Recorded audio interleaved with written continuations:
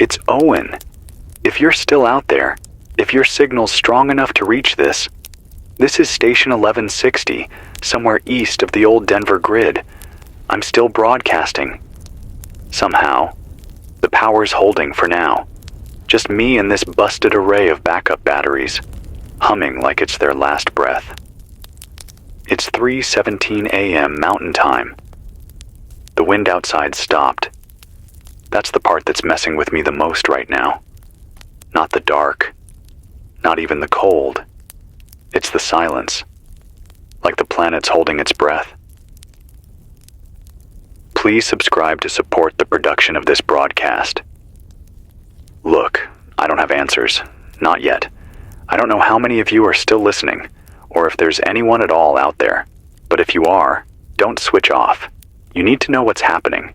You need to hear the whole story, because the world didn't fall apart in a day.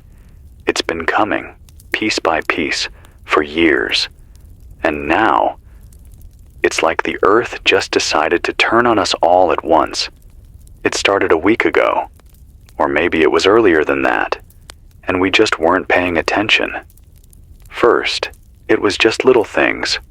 Compasses twitching, birds flying in the wrong directions, a few planes reporting weird nav issues on clear days. Then came the tremors.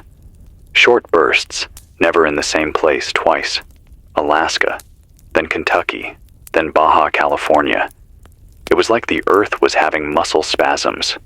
People laughed it off, called it magnetic indigestion, the kind of joke people make when they don't want to think about what it might actually mean.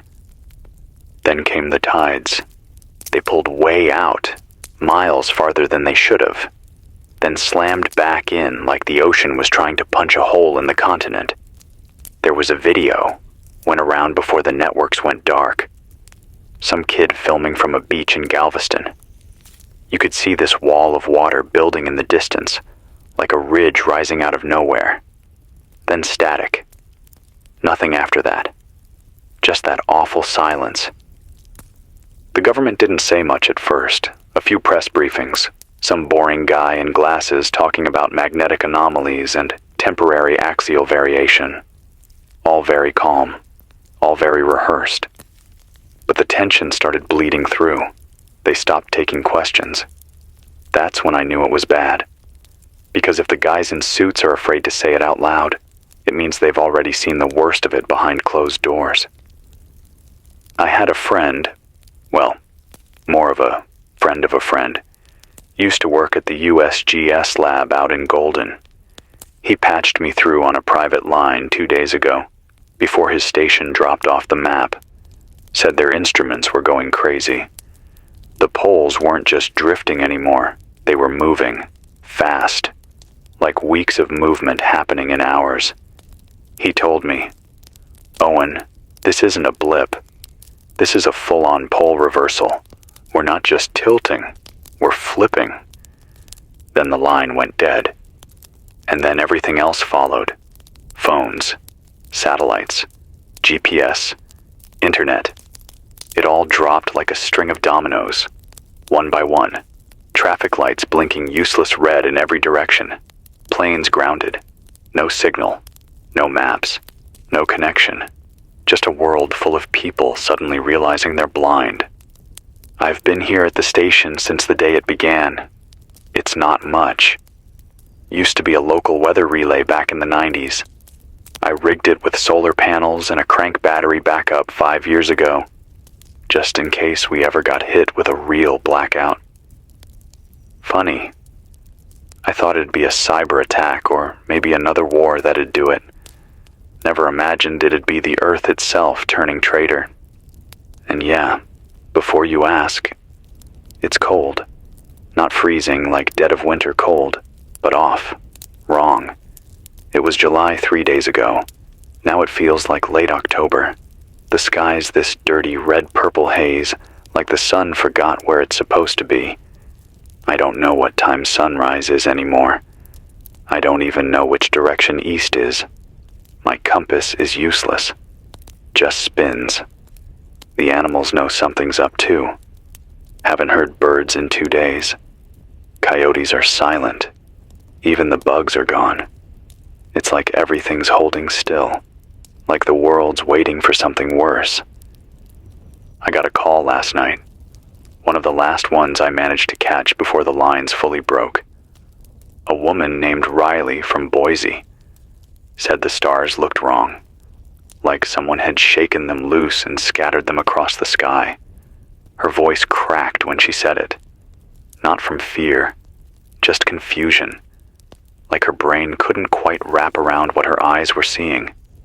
She kept saying, "It's not the sky I grew up with." And I believe her. We've all felt it. This slow unraveling, like gravity's turning sideways or the sun's trying to peel away from the planet. It's not just panic. It's physics. Something's happening to the Earth's core. And without the core, without the magnetic field, we lose everything that holds this place together. Radiation, weather, balance, direction. You've probably heard whispers about this before, some doomsday YouTuber or late-night cable special warning about pole shifts and magnetosphere collapse. They always made it sound like science fiction, like something for the next century. But it's here, now, and nobody knows what happens next. They're calling it the polar shift. I don't know who coined the name. Maybe some scientist. Maybe just a kid on Reddit before the servers went dark. But it fits, because it's not just a magnetic flip. It's like the Earth's trying to reinvent itself, and we're stuck in the middle of the rewrite. We've lost power grids. Canada's gone dark. Most of the Midwest, too. I heard a weak signal yesterday from somewhere near Tulsa. A man reading off names. Survivors, I think. His voice was hoarse, barely above static.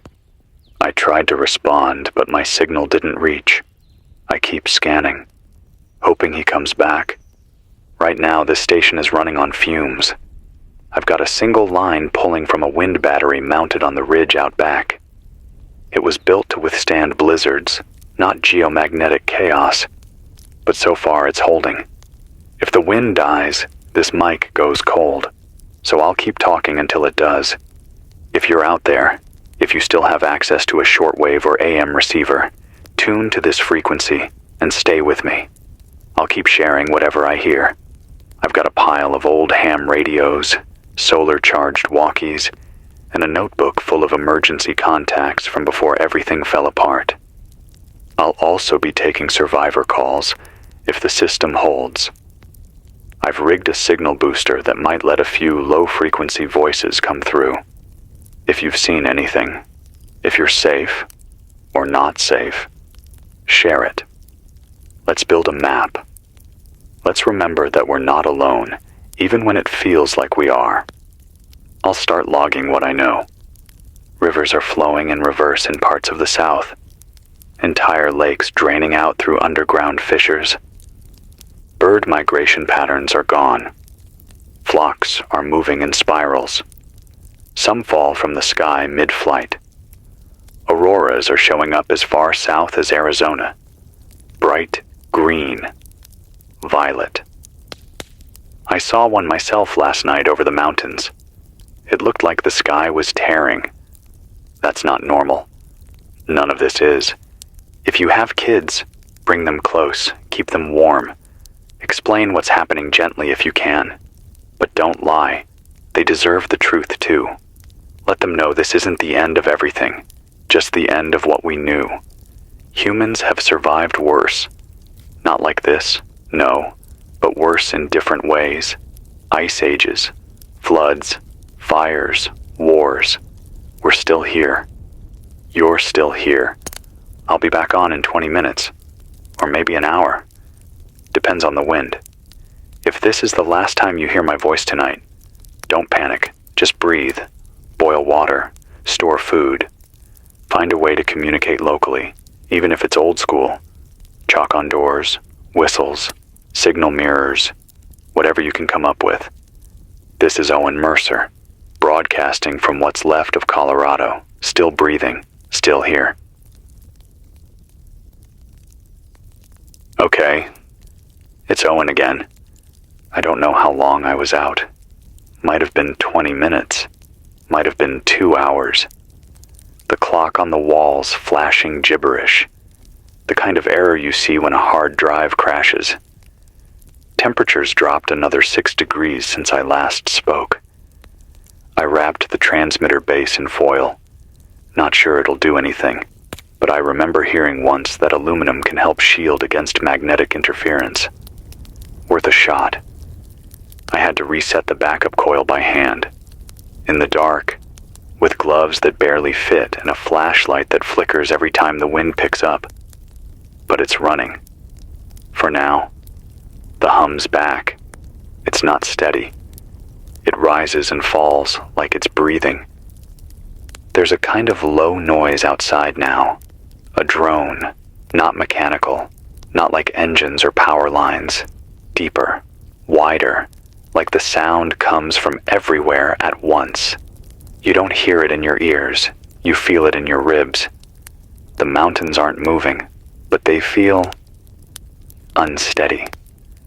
Like the ground's floating just half a second out of sync with the rest of the planet. Right after the signal cut, I got a burst. Somebody broke through the static. A man. Name was Jonah. Said he was calling from a camp near Twin Falls, Idaho. They're holed up in an abandoned elementary school. No power. Ripped the old chalkboards down to use as firewood. He said the sun hasn't come up in over 36 hours. Not that it's cloudy. Just missing. Like it's forgotten where it's supposed to be. He said they've been keeping track of time by burning candles. 1 candle equals 1 hour. They've gone through their last box. He sounded tired. Scared. Yeah. But more tired than anything else. Like he was running out of sentences to say. That's what this does. It doesn't just break machines. It breaks time. And once time breaks, you lose the rhythm of being alive. He asked if I knew what was happening to the sky. I told him the truth. I don't. But I've got a theory. Before all this started, before the power died and the satellites blinked out, I downloaded a bunch of no-way data off a public feed. I've been going through it. Charts, temperature shifts, solar wind measurements. I'm not a scientist, but you don't need a degree to see the patterns. The poles didn't just shift, they're sliding. And whatever's happening to Earth's magnetic field is warping the upper atmosphere. Jet streams are crossing into places they've never gone before. Temperatures are swinging 30, 40, 50 degrees in a day. And that's when weather stops being weather and starts becoming something else. Someone from Fort Collins, Rachel, I think her name was, left a message on one of the old tape machines. Said her brother worked for a private aerospace firm doing orbital research. They got a notice 2 weeks ago.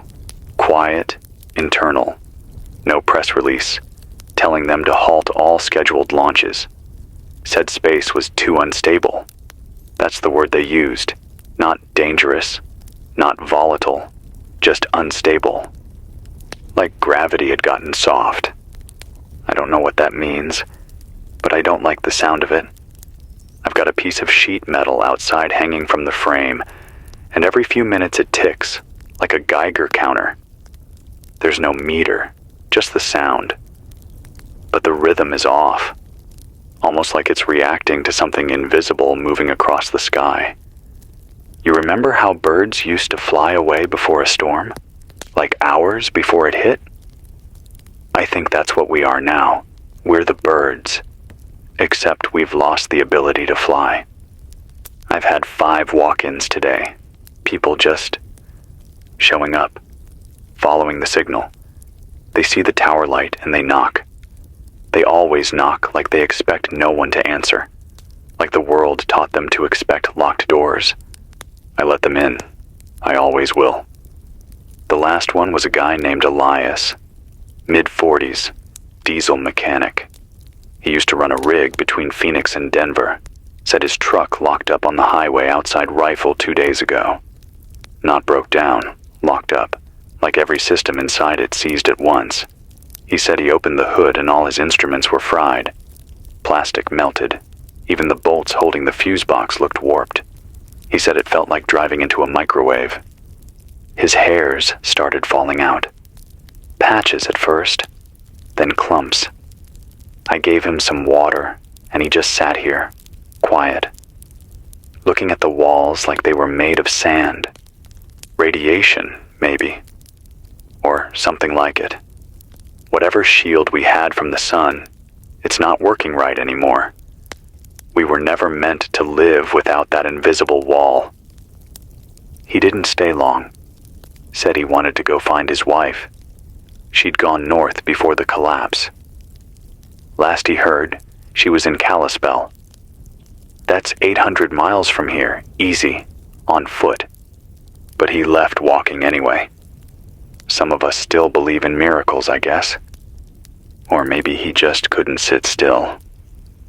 Sometimes motion feels like the only thing that keeps you from disappearing. I get that. I've been sleeping in a chair for 3 days now.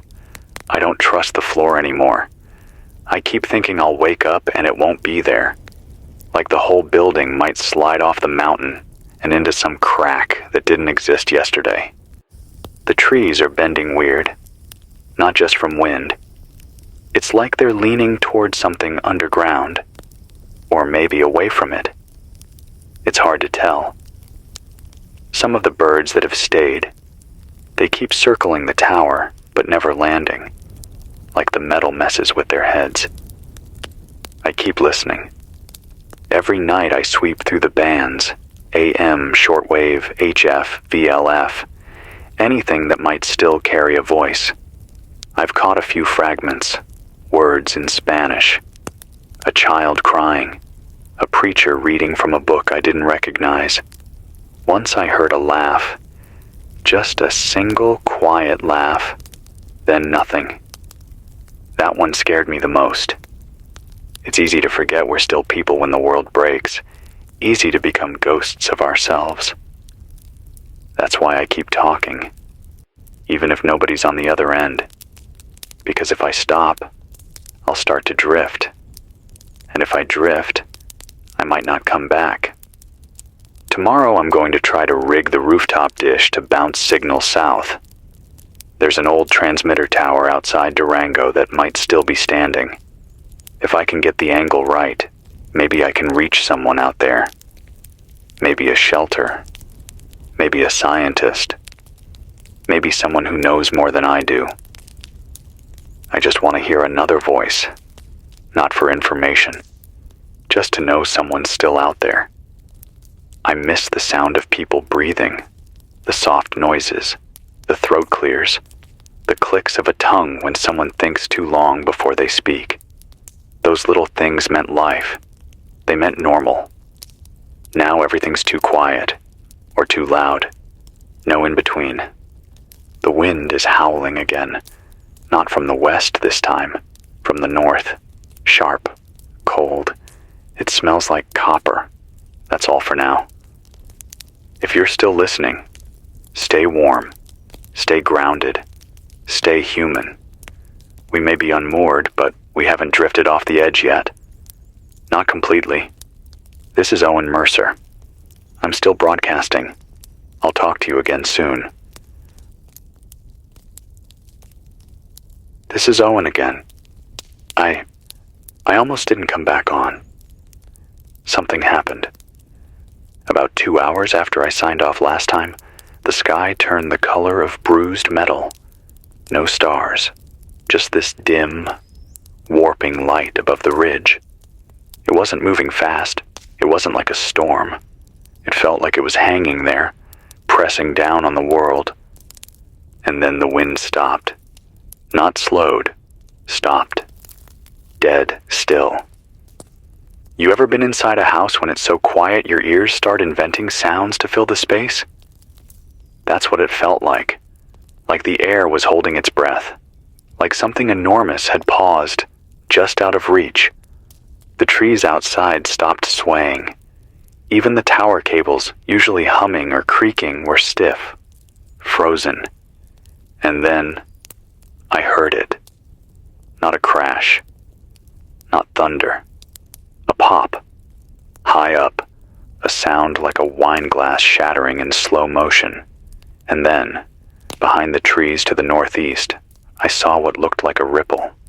Not in the air, in the space itself. It moved like heat, but it wasn't hot. It moved like light, but it wasn't glowing. I've never seen anything like it.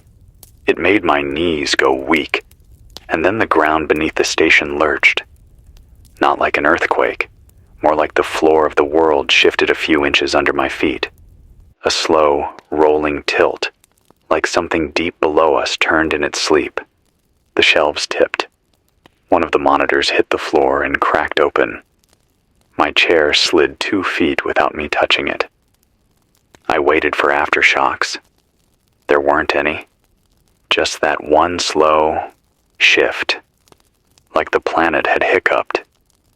I've been pacing ever since. Not because it helps, just because I can't sit still anymore. Something's changing in the atmosphere. The sky isn't blue anymore. It's got this gray-green film to it, like dishwater over old bones. I think the magnetosphere's breaking down. Maybe not everywhere yet, but enough to warp the sunlight. My skin burns faster now, even through glass. I noticed it this morning. Just my hand, resting on the windowsill. 5 minutes later, it was pink and tight, like a sunburn that shouldn't have happened that fast. We've lost the filter. The ozone, maybe.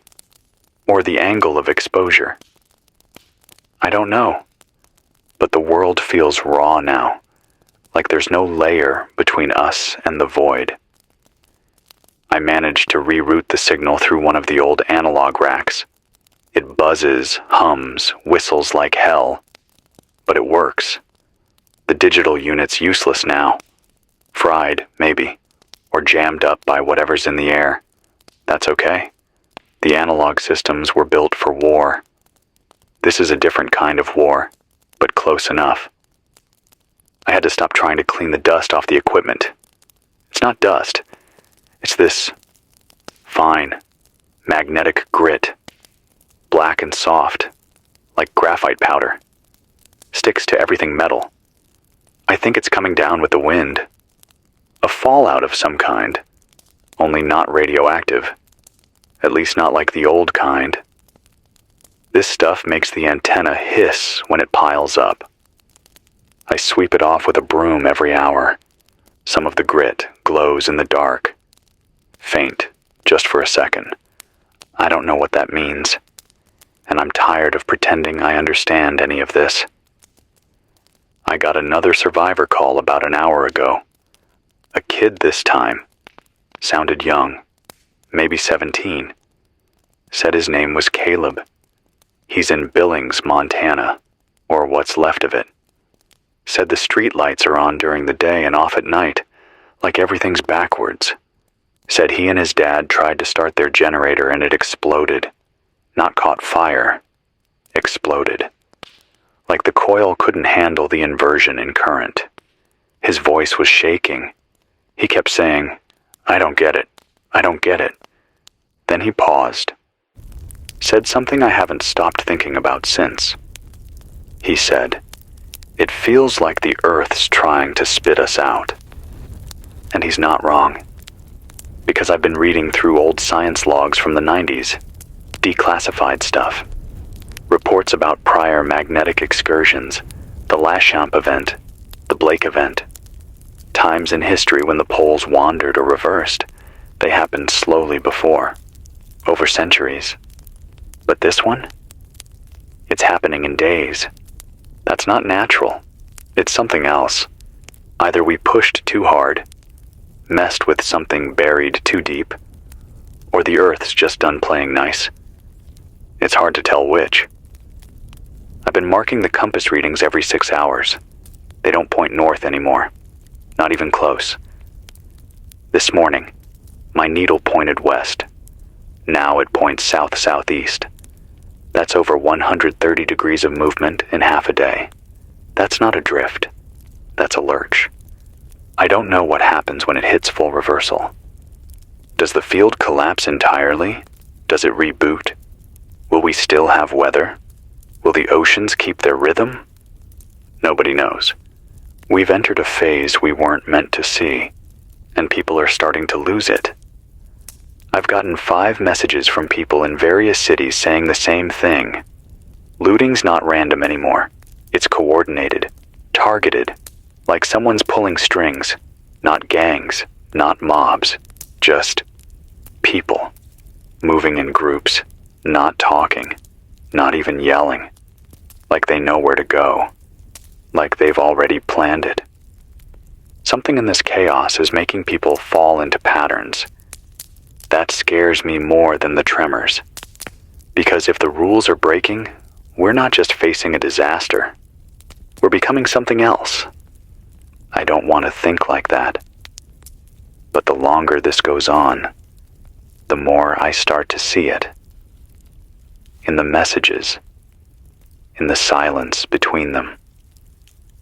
I need to get some water. The filter's working, barely. I rigged a makeshift distiller with old copper coils and tin pots. The rain is too acidic now to drink raw. It stings the skin. Tastes like pennies soaked in ash.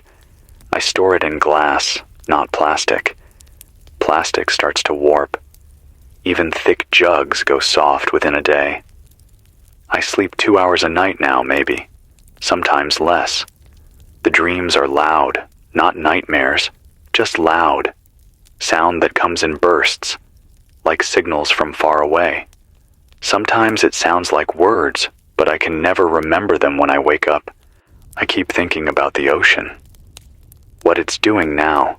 If the poles are inverting, the tides are going to lose their rhythm. The currents will spiral out of sync. The moon still pulls, but the Earth's field helps anchor the response. Without it, chaos. Coastal cities will become unlivable, if they aren't already. The water will come in sideways. Salt in the air, poison in the soil. No way to plant. No way to grow. I think that's why so many signals have gone dark.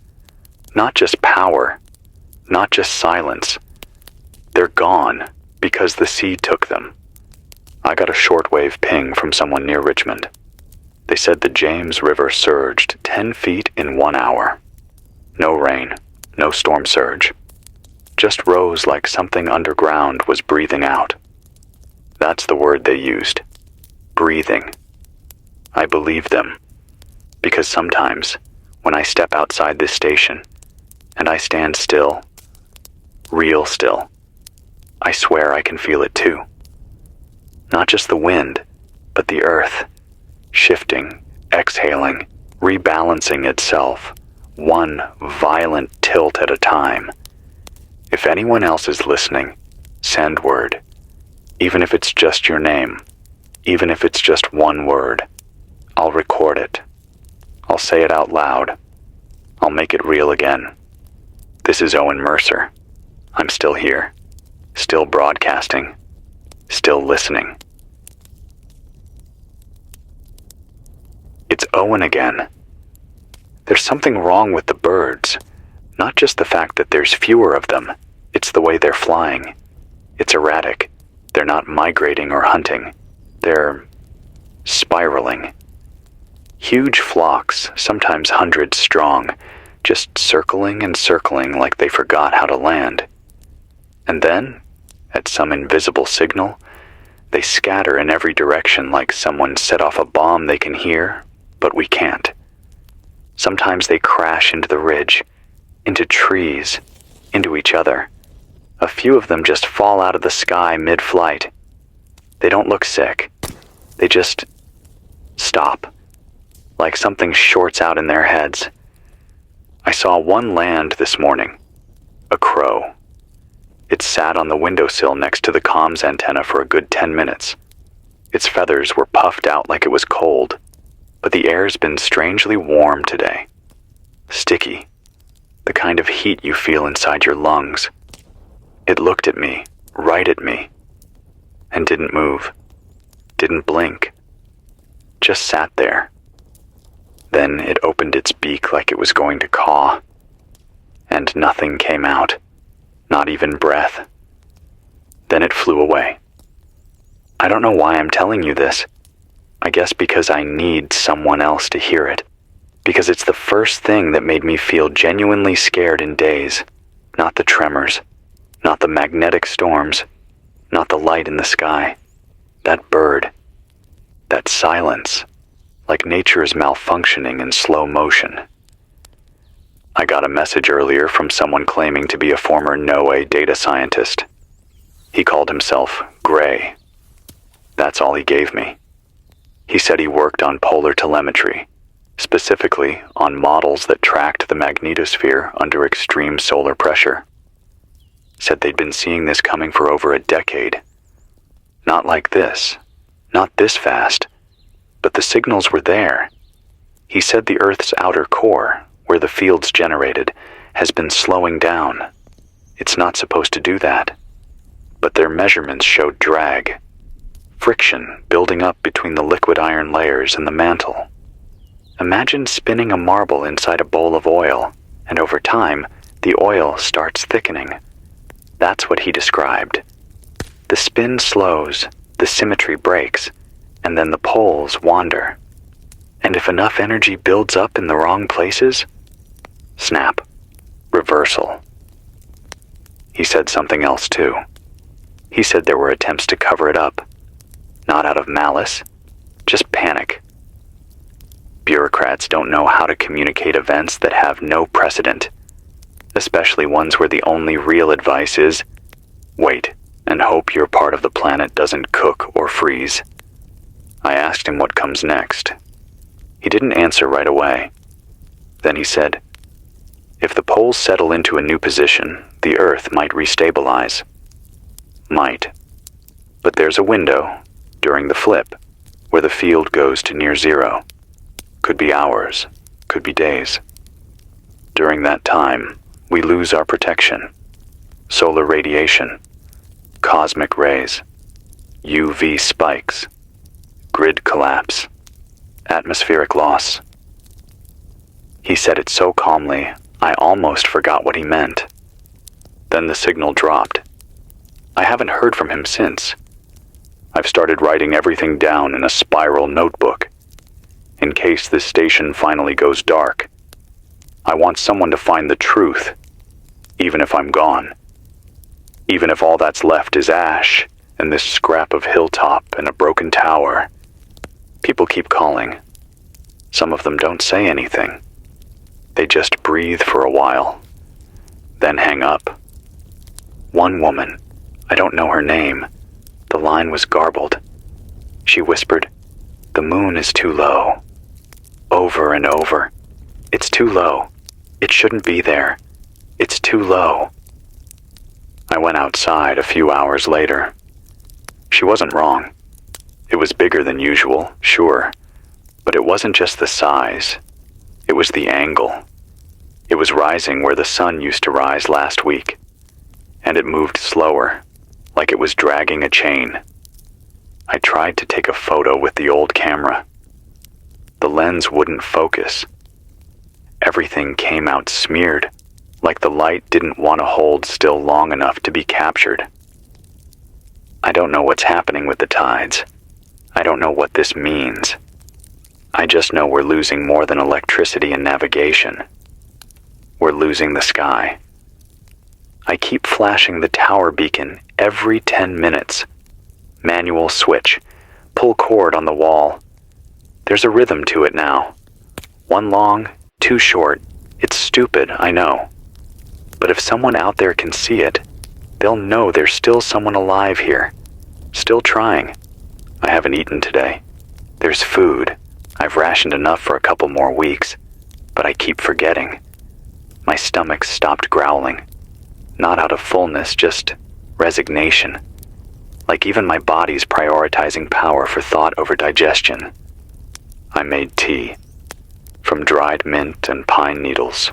Tastes like hot metal and toothpaste. But it's warm, and warm matters now. You can tell a lot about how far things have gone by what you're willing to drink without flinching. I heard a rumor from a walkie band near Kansas. They said underground bunkers are coming online. Government types, deep shelters, places nobody ever admitted existed. Said a convoy rolled out near Topeka. Black trucks, no lights, moving slow. Probably heading to one of those bunkers buried beneath the old missile silos. I don't know if it's true, but it makes sense. If the top brass knew this was coming, they'd want a place to ride it out. Somewhere far below the radiation belt. Somewhere where the field collapse can't reach them. But most of us don't have that. Most of us are out here, in the weather, in the dust, trying to make sense of a sky that's turning inside out. I've stopped pretending this will all go back to normal. There is no normal anymore. There's only what's next. Whatever that is. If you're out there, and you've seen anything strange, send it. Doesn't matter how small. A flicker, a hum, a change in the shadows. We're building a new kind of map now. One made of fragments and static and feelings we don't have words for. This is still Owen Mercer. I don't know what day it is anymore. I only know I'm awake. I'll keep talking. You keep listening. If the air stays quiet, I'll be back soon. I can't sleep. Not even for a few minutes anymore. The light's all wrong. Even when it's night, there's this glow. Not moonlight. Not anything familiar. It's like the air itself has learned how to hold a charge. Like the sky's full of invisible wires humming just out of tune. You know that feeling when a thunderstorm's about to hit? That pressure behind your eyes? That buzz in your teeth? It's like that. All the time now. Every second. And it's not just me. I got a message from a nurse, Jenna, I think, out near Lincoln. She's sheltering in the sub-basement of a collapsed urgent care clinic with 3 other people. She said they're all having headaches at the same time. Same rhythm, same pain, like clockwork. She used the word synchronized. Like something is pulsing in the air and we're all vibrating with it. That terrifies me more than anything else so far. Not the sky, not the earthquakes, not the radiation. That. The idea that we're becoming conductors for something we can't see. She said she tried using a stethoscope against the metal beams in the floor. She heard a beat. A faint one. Like a heartbeat. Not human. Slower. Deeper. I don't know what that means. I really don't. But I keep thinking about what that guy Gray told me. That there's a window. A narrow space between collapse and reformation. Where the rules stop applying. Where physics gets flexible. If that's where we are now, anything could happen. Anything. I haven't heard from anyone east of the Mississippi in over a day. No calls. No static. Just silence. I used to think silence was just the absence of sound, but now I know better. Silence is a presence. It has weight. It presses in on you. Especially when you've been living off a radio tower and a whisper of wind for power. I lost my backup battery this morning. Something popped. Smelled like burnt plastic and ozone. The lights flickered, and I thought that was it. That I'd finally lose the last working transmitter. But the wind came up again, and for now, I've got enough juice to keep this signal alive. It's funny. Funny in that awful, bitter way. How I spent so much of my life surrounded by people and noise and junk that didn't matter. News cycles, traffic, meetings. All of it felt huge, like it was the center of everything. Now, I'd trade my last can of food just to hear another voice, even just once a day, just to remind myself that I'm not the last thread dangling from a shredded sky. This morning, I saw something. I wasn't going to mention it because honestly, I'm not sure I believe it myself. But this whole broadcast has become something else now, hasn't it? It's not news. It's not survival tips.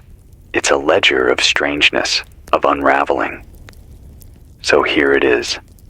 Around 4:15 a.m., right before the false sunrise, that weird glow that hits the western horizon now, not the east, I saw movement over the ridge.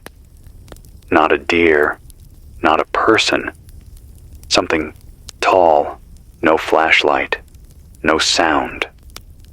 It moved like it wasn't touching the ground, or like the ground didn't know how to react to it. I couldn't see much, just a silhouette, but its shape was wrong, bent, crooked like a metal antenna twisted by heat. But it moved fast, unnaturally fast. I blinked and it was gone. I don't think I hallucinated it. I really don't, because when I walked out there afterward, my boots crunched through that same magnetic grit, and I found a trail.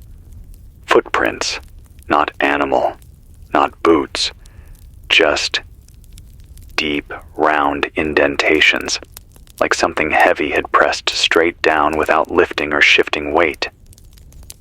I backed up slowly and came inside, locked the door.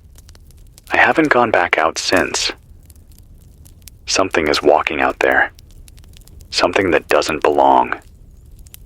Or maybe it does belong now. Maybe we're the ones that don't. I wish I could say I'm dealing with it well, but I'm not. I talk to myself constantly. Sometimes I catch myself repeating the same phrase for minutes before I even realize it. Last night I kept saying, "Stay grounded. Stay grounded." Over and over, like a prayer, like it was the only sentence my brain trusted. I think I'm starting to fray, but I'm not stopping, not yet. Because if you're still out there, if even one person can still hear this, I need you to know you're not crazy. You're not alone. And what's happening is real, all of it. The sky, the birds, the strange weather, the dreams, the silence. I've gotten word, 3 separate signals, all within the same hour, from survivors in different parts of the Rockies. They all described the same thing. Lights. In the sky, yes, but not auroras, not solar storms. Structured lights, grids, patterns. A rectangle of pulsing blue hovering in the clouds. A spiral of red dots rotating counterclockwise. A triangle of green that hovered silently above an old ranger station for 6 full minutes. No engines, no descent. And then gone. People are seeing things, same shapes, same colors, across hundreds of miles. Is it us? Satellites malfunctioning? Probes, balloons? Or is it something else? Something waking up while the Earth forgets itself? I don't have answers. But I'm going to keep watching. And I'm going to keep talking. Because if I go quiet now, it means the dark won. And I'm not ready for that. Not yet. So here's what I want you to do tonight, if you can. Turn off every screen, light a candle. Write down what you remember, what you saw, what you felt. Doesn't matter if it sounds crazy. Doesn't matter if you never read it again.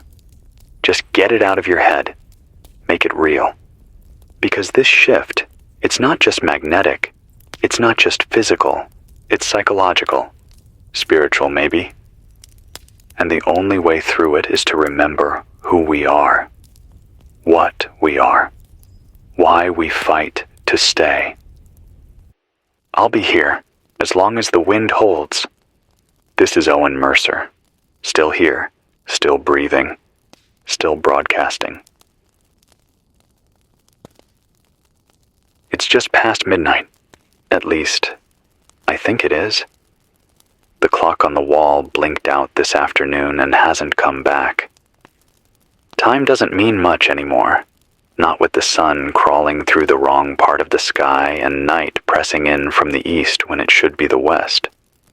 I've started measuring the hours by the temperature drop.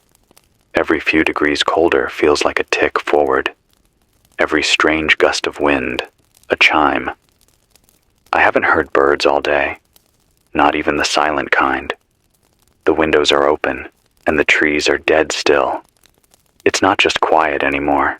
It's hollow, like sound's been pulled out of the air, like the atmosphere's too thin to carry it. My voice sounds different in here, more echo, less color, like I'm talking from the bottom of a dry well. I don't like it, but I'm still here, still talking. The air smells strange again tonight, almost like sulfur, but not quite. It reminds me of burnt coins and rain on hot asphalt. I used to love that smell. Now it makes my eyes water. I checked the seals on the studio windows 3 times. There's no gas leak, no obvious cause. It just started. I think the earth is breathing out things we forgot existed, or things we buried. I got a packet from the Denver Signal Archive. It was a flare transmission, an automated message sent through an old fiber line I didn't even know was still live. Just a burst of code and a location tag. Cheyenne Mountain. NORAD.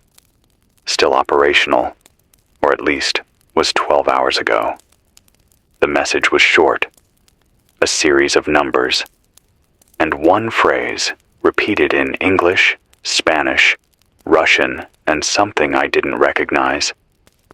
Surface instability confirmed. Upper thermosphere compromised. Do not ascend. I don't know what they meant by that last part. Do not ascend. Is it literal? Like altitude is dangerous now? Or is it something else? I tried to bounce a signal back. No reply. I think they've sealed themselves in. Probably deep underground, sitting behind a wall of lead and secrets, watching the rest of us from monitors they'll never shut off.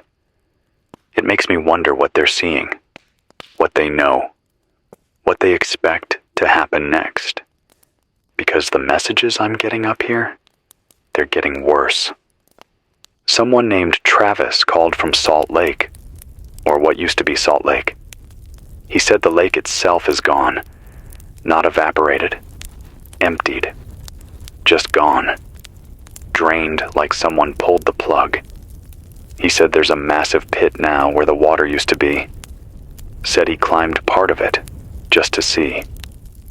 The rocks were hot to the touch. He said the ground moaned. Not groaned. Moaned. Low and long, like a cry through a throat too wide for a voice. He didn't stay long. Said his teeth ached the entire time he was near it. That his fingernails started to throb. Something under the crust is moving. And it's not just pressure or heat. It's worse. It's organized. That's the word he used. He said, "It's not tectonic. It's coordinated." I don't know what to make of that. I'm just telling you what he told me. I trust people more now than I ever did before this all started. Not because I think everyone's good, but because in the collapse, when someone takes the time to say something, really say it, it usually means they've got nothing left to gain by lying. When the world ends, truth gets cheap, and that makes it easier to find.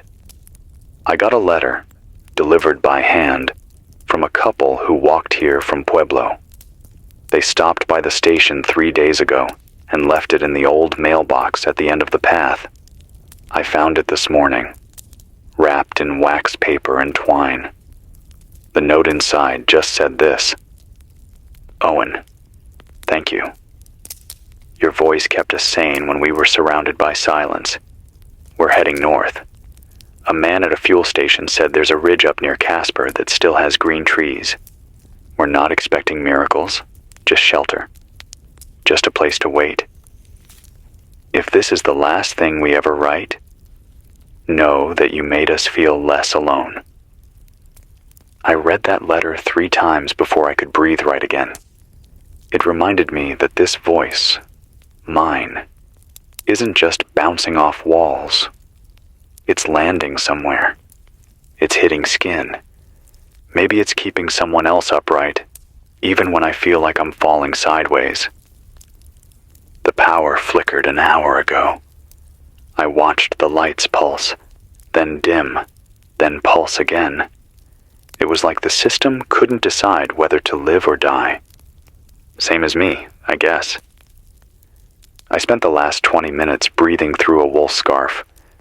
The air's got too much static. The hair on my arms is standing straight. I licked my finger, and it snapped with blue sparks. I'm no scientist, but that ain't right. The air's changing, and not just the chemical balance, the electricity. It's in the air, it's in me. I've started feeling it in my joints. My bones ache like barometers. My fingertips buzz when I get too close to the transmitter. My thoughts are faster, sharper, but my memories feel more distant. Like the part of me that was soft and slow, normal, is peeling away. I don't know what we're becoming, but it's not the same. And maybe it's not all bad, but it sure as hell isn't all good. Someone left a drawing at the base of the tower, pinned to the metal leg with a rock. I don't know who dropped it there. I didn't hear them. It's crayon on a piece of old cardboard. A kid's drawing. Shows a figure standing alone with a radio tower behind him. Lines coming out like sound waves. In front of him, the earth is cracked in 2. But the figure's smiling. Underneath, a message. "Thank you for the stories, Mr. Radio." That broke me a little. I'm keeping it, taped it to the wall next to the signal readout. Because in all this horror, in all this backwards gravity and falling stars and bent metal and blood-colored skies, someone still found a crayon and the will to draw. And that's the part we don't talk about enough. That survival doesn't always look like fighting or hunting or hoarding. Sometimes it's just drawing a picture, telling a story, writing a letter to a stranger and leaving it in a mailbox that shouldn't even work anymore. Sometimes that's enough. Sometimes that's what saves us. I'll be back on if the air holds steady, if the wind doesn't tear the dish off the roof. Until then, breathe deep. Hold on to something. Talk to whoever's next to you, even if they're asleep. Especially if they're asleep. This is Owen Mercer. Still broadcasting, still waiting, still here. I just watched the moon blink. I swear to you, I did.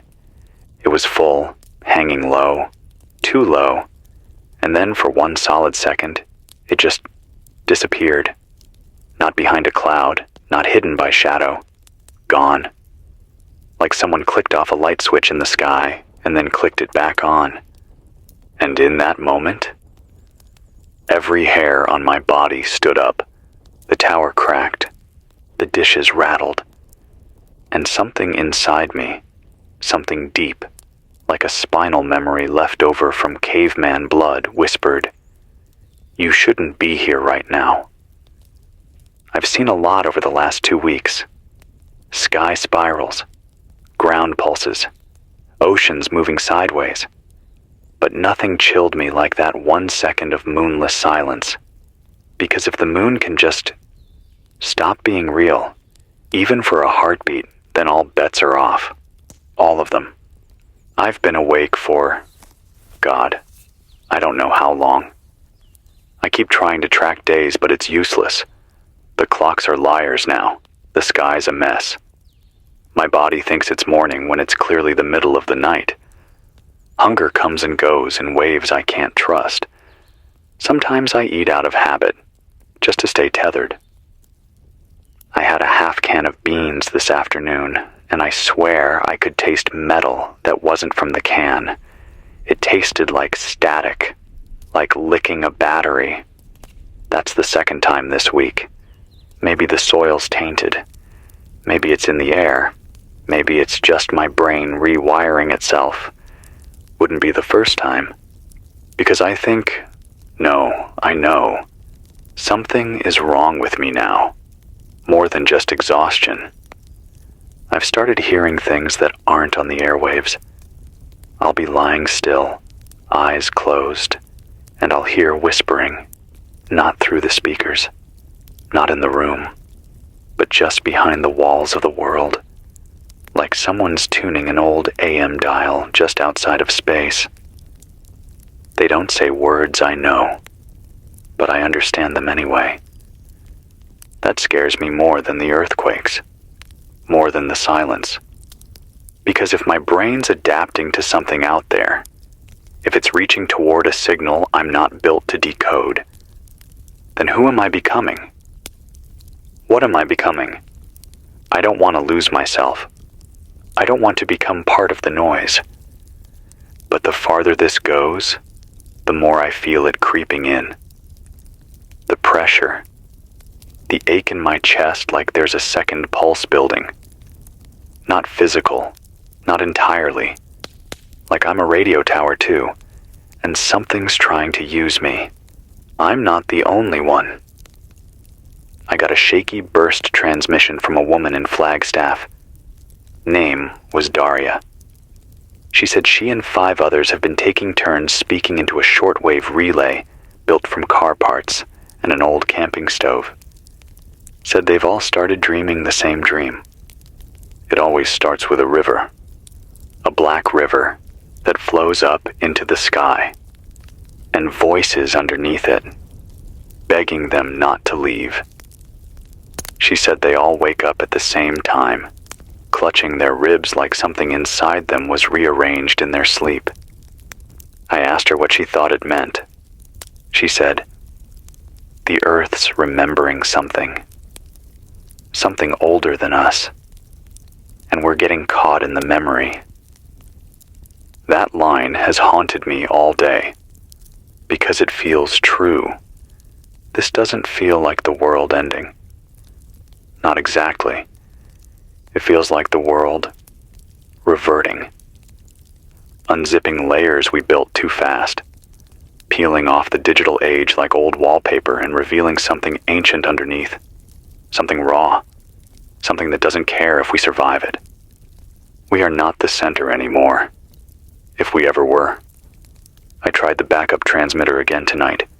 It pulsed, but no signal held. Just a hiss. A deep, wet hiss. Like something breathing through the wire. I shut it off fast. My hands shook for 10 minutes.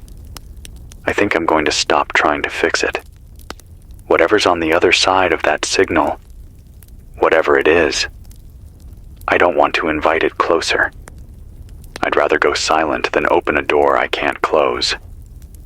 I heard screaming in the valley earlier. Not a person, something else. Too big, too layered. Like a siren mixed with a foghorn and an animal that didn't evolve here. It lasted 9 seconds.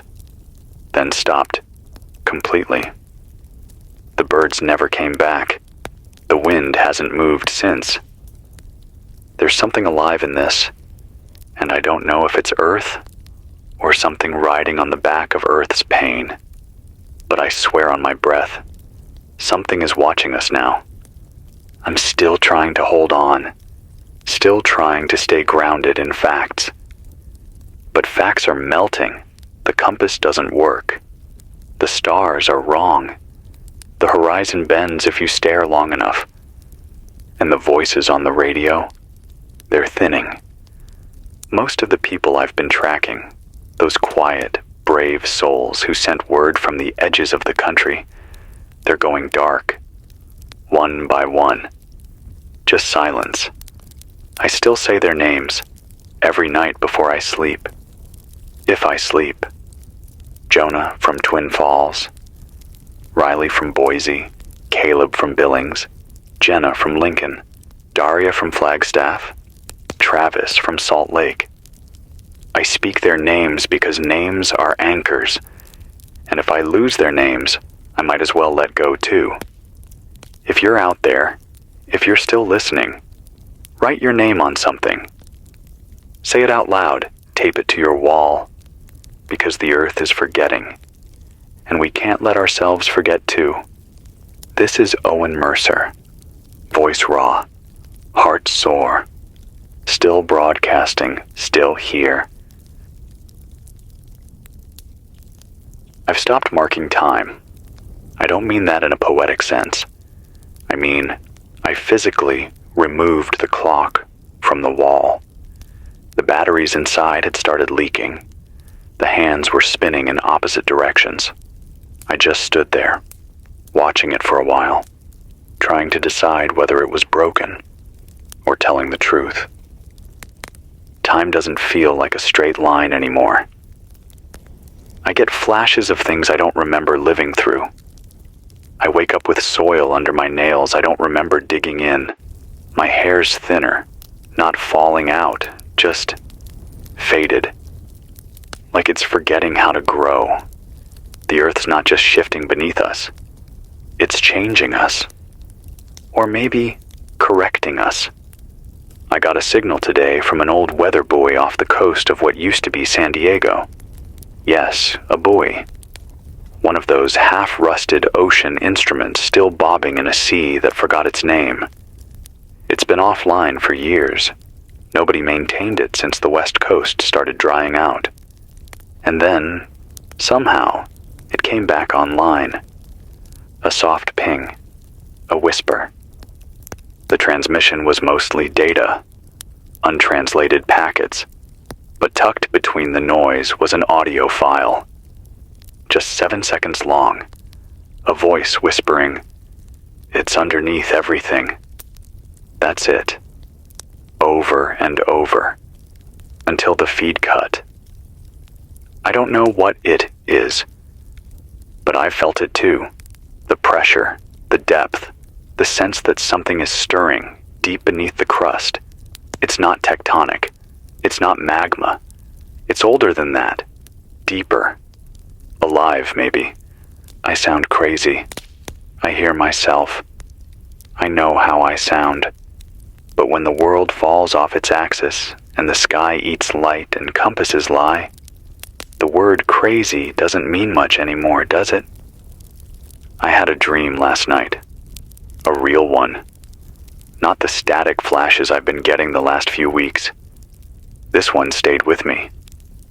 I was underwater, but the water wasn't wet. I could breathe in it, like air, but it moved thick and slow.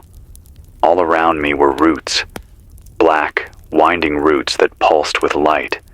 Some of them wrapped around buildings, old ones, towers swallowed by earth. And in the center was a shape. Not a person, not a machine. Just a shape. Smooth. Pale. Like stone that remembered it used to be alive. It didn't speak. But I knew it was listening. And I knew, somehow, I wasn't the first one it had spoken to. That was the worst part. The familiarity. Like this wasn't the first time the earth had flipped over. Like we've done this before. Died before. Returned before. I've started calling it the memory field.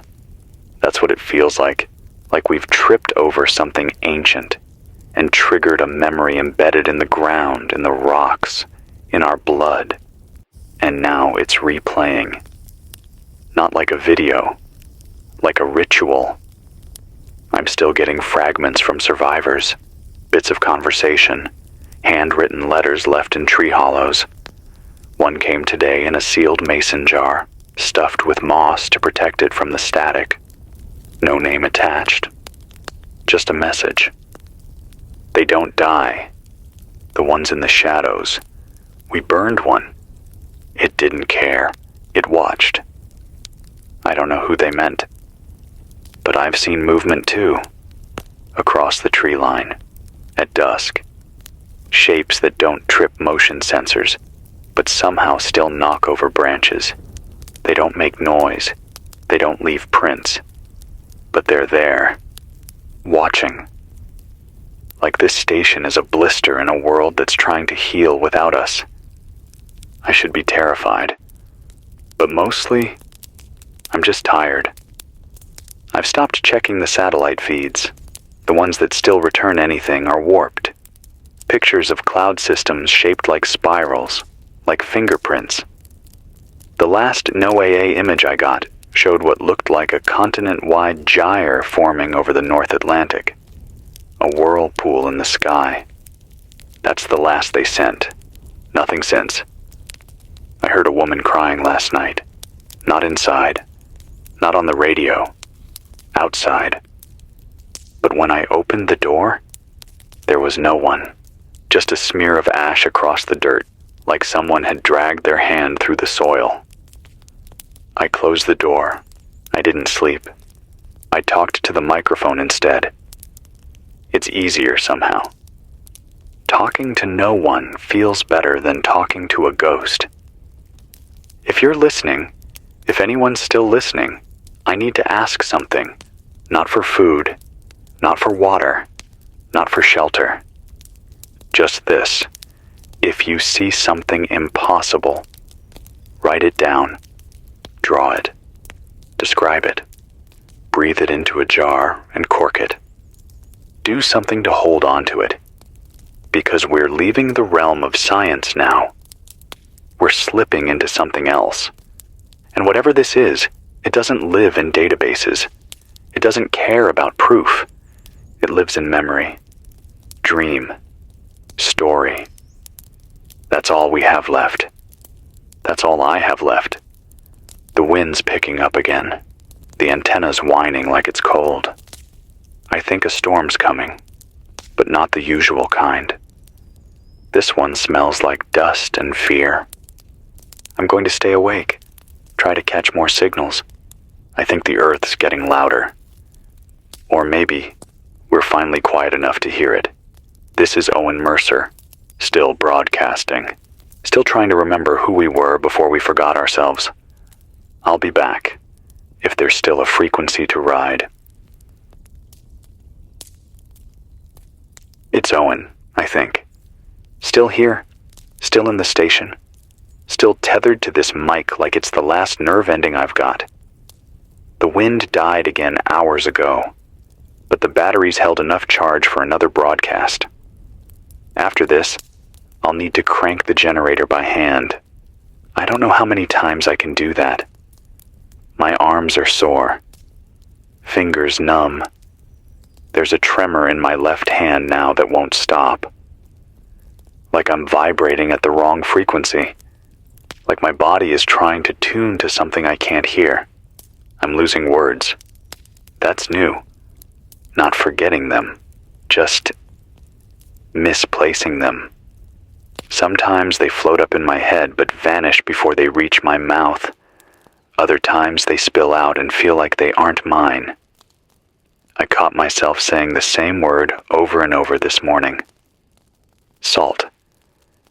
I wasn't cooking, wasn't reading, just staring at the wall, whispering salt like it meant something. Maybe it does. The rain today left a white residue across the glass. Not ash, not mold, like dried tears. I scraped some off and tasted it. Salt. There's salt in the rain now. Like the oceans are rising into the sky. Maybe that's not just a figure of speech anymore.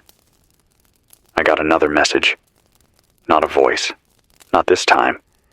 It came through the old relay, printed out on yellowing fax paper like it was 1993.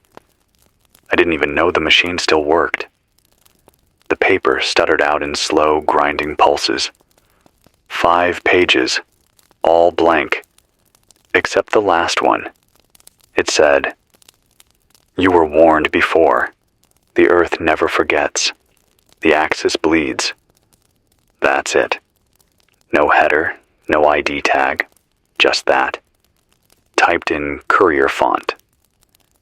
I didn't want to believe it, but when I looked at the page again, right in the middle of the paper, between the words, I swear I saw a fingerprint. Not ink, not dirt. Heat. A faint outline, like the message itself burned its way through from the other side. I don't know if I'm losing it. Maybe this is what happens when a man talks to static long enough. Maybe the voice becomes your own, and you forget which side of the glass you're on. But something's changing. Something real. I can feel it in my spine. Every part of the station is groaning now. Not loud.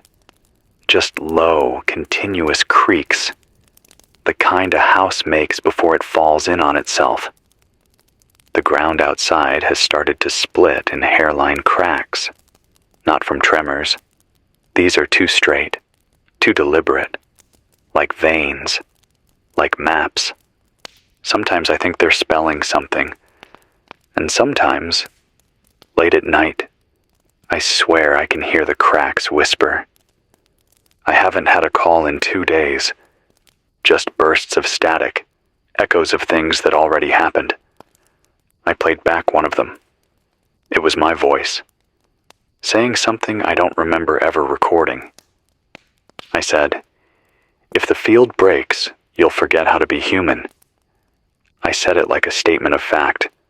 I don't remember saying it, but the timestamp checks out. From 3 days ago, during a time I thought I was sleeping. I don't know who I am when I'm asleep anymore, or if that part of me is still entirely mine. I haven't seen the stars in 3 nights. The sky is a blank smear, like the atmosphere's been stretched too thin and can't reflect properly. I held a mirror up to it once. The mirror cracked. No pressure, no cold, just fractured like it couldn't handle the reflection. I haven't tried that again. The food's almost gone. I still have water, but the purifier's filters are turning gray. I boiled rainwater last night, and it foamed. I drank it anyway. I dreamt in a language I've never spoken. When I woke up, I remembered one word, Veshar. I don't know what it means, but I wrote it on the wall, big, with charcoal.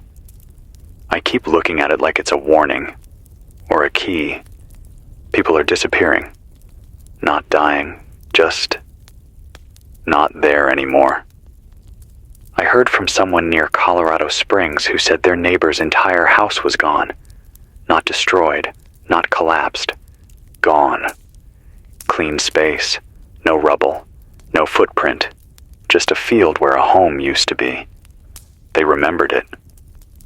The mailbox was still there. The dog still barked at the emptiness. But the house? Gone. Like it was never built. I've seen a few objects here vanish too. A wrench, a glass jar, a book I'd been reading for weeks. Gone. Not misplaced. Gone. I don't know if this is the planet changing, or if it's me. Maybe we've passed some threshold. Maybe we're not anchored anymore. Gravity still works. But memory? That's floating now. That's the worst part. Not the storms. Not the light. The forgetting. I'm fighting it. Talking into this mic helps. Keeps me tethered. This is Owen Mercer. I'm still here. I'm still real. I'm still... There was a knock. Hold on. I need to check. It's Owen. I'm back. I don't know how long it's been. The battery indicators blink red now, and the backup hand crank barely holds a charge. The last time I touched the copper coil, it shocked me so hard I bit through my lip. Blood tastes like salt and metal, and something I don't have a word for. I opened the door. I shouldn't have, but I did. I don't know what I was expecting. A survivor, maybe. Someone lost. A voice to answer back after all this silence. It wasn't a person. It wasn't anything I can name. It stood just past the ridge at the edge of the trees, unmoving, almost like it had been waiting for me. It wasn't shaped wrong, not at first glance, but the longer I looked, the more I realized it wasn't standing on the ground. It was resting just above it, like gravity hadn't noticed it yet. It didn't come forward. It didn't wave. It didn't make a sound. But I felt it. Every cell in my body did. A pressure, like standing too close to high-voltage wires, like your bones want to back away before your brain understands why. I whispered something. I don't remember what. Maybe I said, hello. Maybe I said no. Maybe I said my own name, like it was a shield. Whatever it was, it tilted its head. Just once. And then it was gone. No blink. No movement. Just gone. Like it had never been there. But I know it was. Because when I looked down, there were footprints. Burnt into the dirt. Perfectly round. 4 of them. In a pattern that didn't make sense. I poured ash over them. Then I closed the door. And I haven't opened it since. The walls hum louder now. The signal from the tower bends and waves like it's breathing. I've rerouted what I can through the analog receiver. It holds longer than digital. Older things seem to last better in this world. Maybe because they remember how. I think the planet's trying to forget us. Not kill. Forget. Like we were a fever breaking. And now it's trying to return to something before us. I don't know what that version of Earth looks like. I don't want to. I got one last call yesterday. I almost didn't answer it, but the ID tag said 121.9 megahertz, a frequency I haven't seen since the shift began. It was a child, or it sounded like one. A girl's voice, software slow. She said, "It's okay now. The tilt is done. We're in the dream again. You can stop." Then silence. No static. Just a stillness so deep it made the room feel colder. And now I don't know what to believe. Has it stopped? Did we finish the flip? Is this the other side? Because nothing feels right. But maybe this is the new shape. The new gravity. The new night. I looked in the mirror today. It's been weeks since I did that. Maybe more. The face looking back isn't mine. It has my scars, my eyes, but there's a shine in them I don't understand, like someone else is sharing space behind them. I'm scared, but not in the way I used to be. I'm scared of forgetting what it felt like to be scared. Scared of settling into this, of calling it normal. The birds haven't returned. The sky is red at noon and violet at night, and once, just once, it turned completely white, like a blank page before a story starts.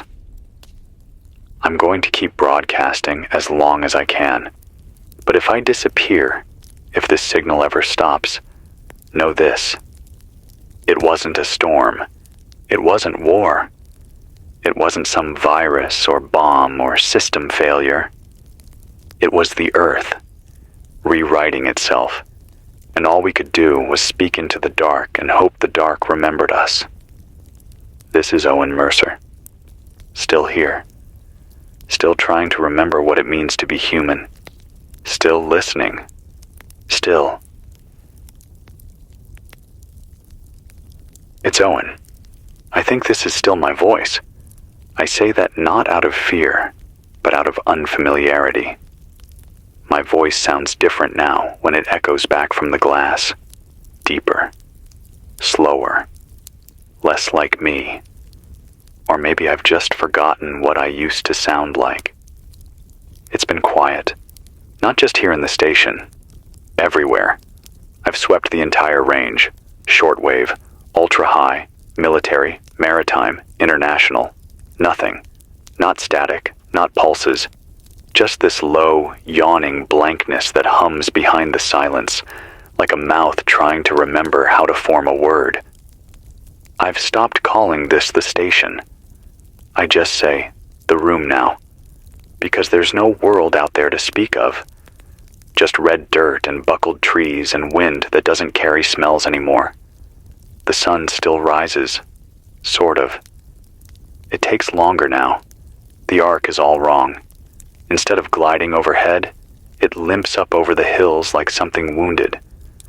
The sky doesn't fade gradually anymore either. It just switches, gold to gray, day to not day. I don't call it night. Night implies darkness. There's no darkness now, only dimness. The kind you find in a hallway after a fire, a silence full of ash. I went outside yesterday, first time in maybe 3 cycles. I found a metal weather vane buried in the gravel, one of the old ones, shaped like a rooster, bent to hell. But when I picked it up, it spun in my hands, spinning not with wind but with pressure. Magnetic, maybe, or memory. When I set it on the table, it stopped, pointed north. Except I know that's not north anymore. But the vane didn't care. It remembered a world that no longer exists and kept pointing toward it anyway. Maybe we're all doing that. There's a word I've started using. I don't know if I made it up or if it's been whispered into my head by some ripple in the field. The word is shiverlight. It means that strange pale shine that comes through the glass now. It isn't sunlight. It isn't moonlight. It's just there. Software faint. Makes your skin prickle if you stand in it too long. And you can't look at it directly. It always feels like it's coming from behind you. Shiverlight. That's what we live in now. I caught a signal today. Faint, warped, barely more than a breath over the wires. It was music, I think. Just 3 notes. Descending. Then a pause. Then again. It kept repeating. No voice. No rhythm. Just 3 sad notes played on something that didn't sound quite human. I recorded it. I've played it back 10 times. Each time, it sounds closer. The last time, I didn't hit play. It just started. I threw the tape recorder against the wall, watched it fall apart. The reel inside kept spinning. I left it alone. There are things I won't chase anymore. Things I won't try to understand. Because we've passed the point of understanding. This isn't survival anymore. It's remembering. Remembering how to be in the absence of everything else. I've started writing my own name on the walls. Every morning, before I speak, before I eat, before I listen. Owen Mercer. Owen Mercer. Owen Mercer. Because if I stop writing it, I'm afraid I'll lose it. Not just the name. The me that came with it. I don't think this planet wants names anymore. Names carry memory. Memory carries pain. Pain makes you resist. And this world, this newly folded, refolded, unfolding world, wants peace. Not the kind that's quiet, the kind that forgets. I still boil water, still chew what food I have left. But the hunger's mostly gone. It's like my body's slowing down to match the air. Slower heartbeat, slower breath, slower sleep. I think I sleep with my eyes open now. Or maybe the dreams are getting brighter. The voices are louder in the dreams. They don't yell. They speak like smoke. And they never say what they want. Only this: you arrived before. You always arrive. But you never stay. This time, stay. Stay still. Stay soft. Stay gone. I wake up crying sometimes, not from fear, from remembering something I didn't live. It's the kind of crying that feels inherited. Not my tears, just mine for now. If you're still out there, if anyone is, write your name on something. Tell the soil who you are. Tell the wind. Because this place will take it from you if you don't say it out loud. This is Owen Mercer. Still here, still written, still something. Until next time. If time is still a thing. I don't know what day it is. I'm not even sure if it's day. The sky hasn't changed in 12 hours, or maybe 30. There's no shadow line. Just this flat, sour-colored light hanging over the valley like an old sheet. I slept. I think I slept. I woke up under the table with a blanket over me that I didn't put there. It smelled like cedar. My old army blanket hasn't smelled like anything in years. But it did. Like it had just come off a clean shelf. That's the part that got to me. The cleanliness of it. Nothing's been clean in weeks. That means either I imagined it, or someone came in and covered me up. Both are terrifying. I checked every lock. Nothing broken. The air was still. No prints in the dust. And yet, there was a feather on the windowsill. Long, pale gray. No birds in sight. It wasn't there yesterday. And I've stopped believing in coincidences. I think something's watching me. Or maybe guarding me. That's worse somehow. I picked up the old ham radio again, powered it through the hand crank. Signal was dead, but the static had a pattern. 4 clicks, then a pause, then 2. Morse? I wrote it down. It translated to nothing. Just the word red followed by a sound I can't spell.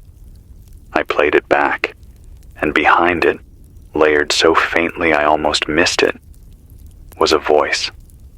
My voice. Whispering, "It's not a planet. It's a pupil."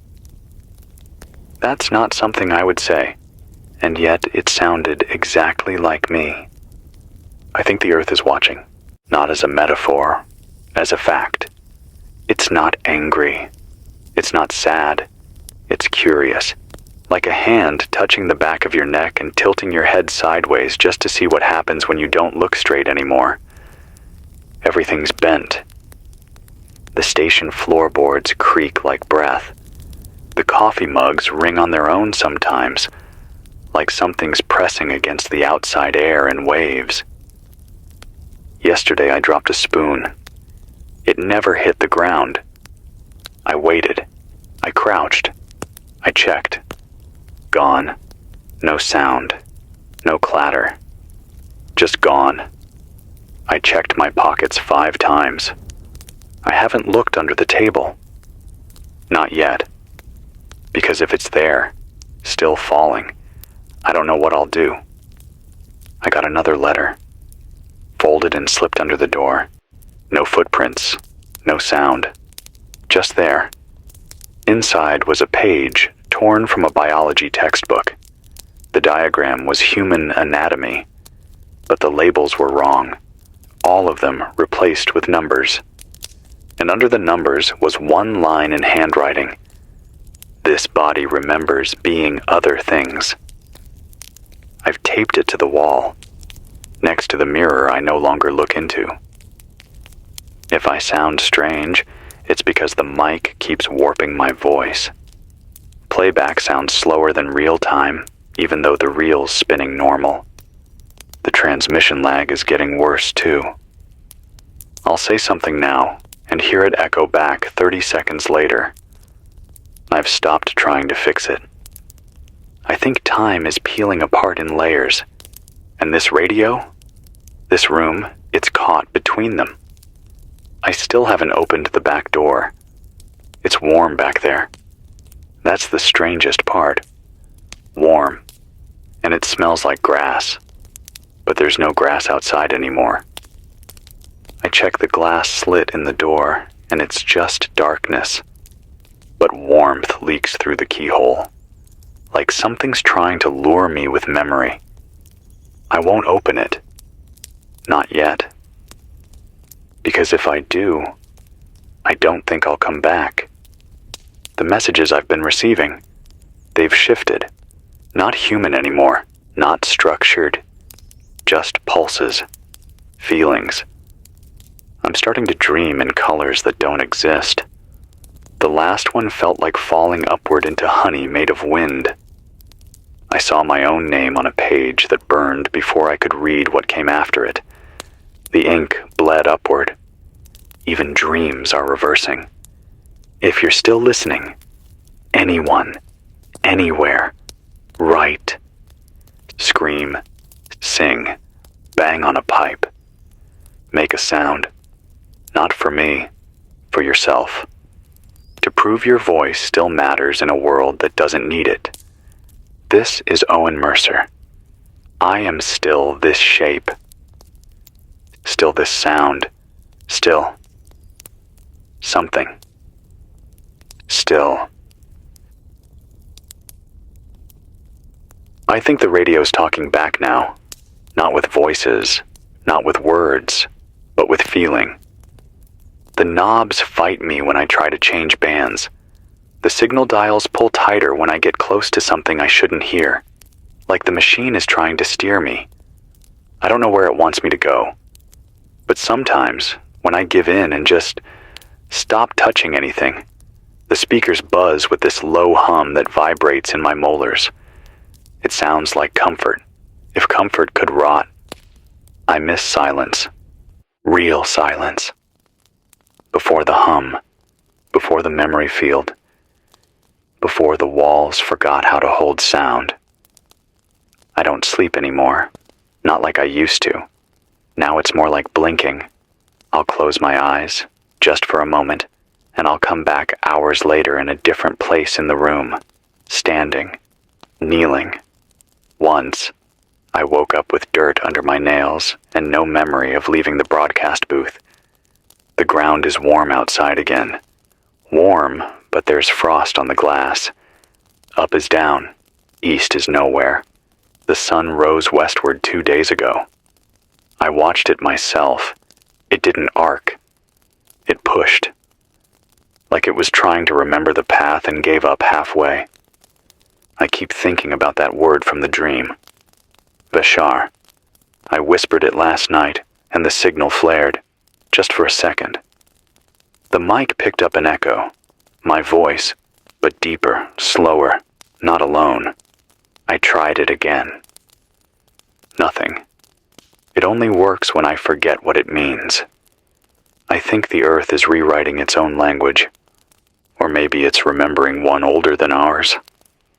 I got a call today. First one in, God, maybe a week.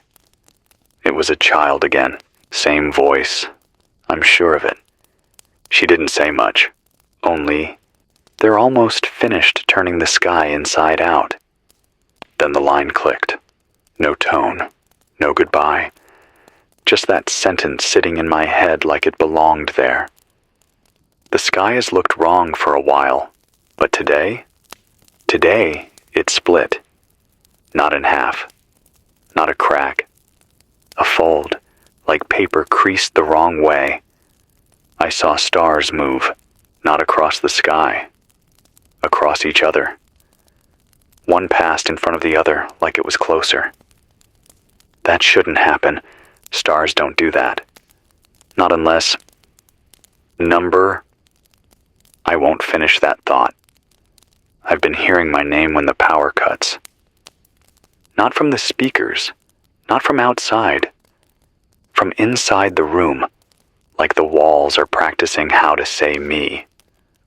Once it was my full name. Once it was just O. And once it wasn't a name at all. It was a question. You can hear a question in a whisper if it leans toward you. I didn't answer. I won't.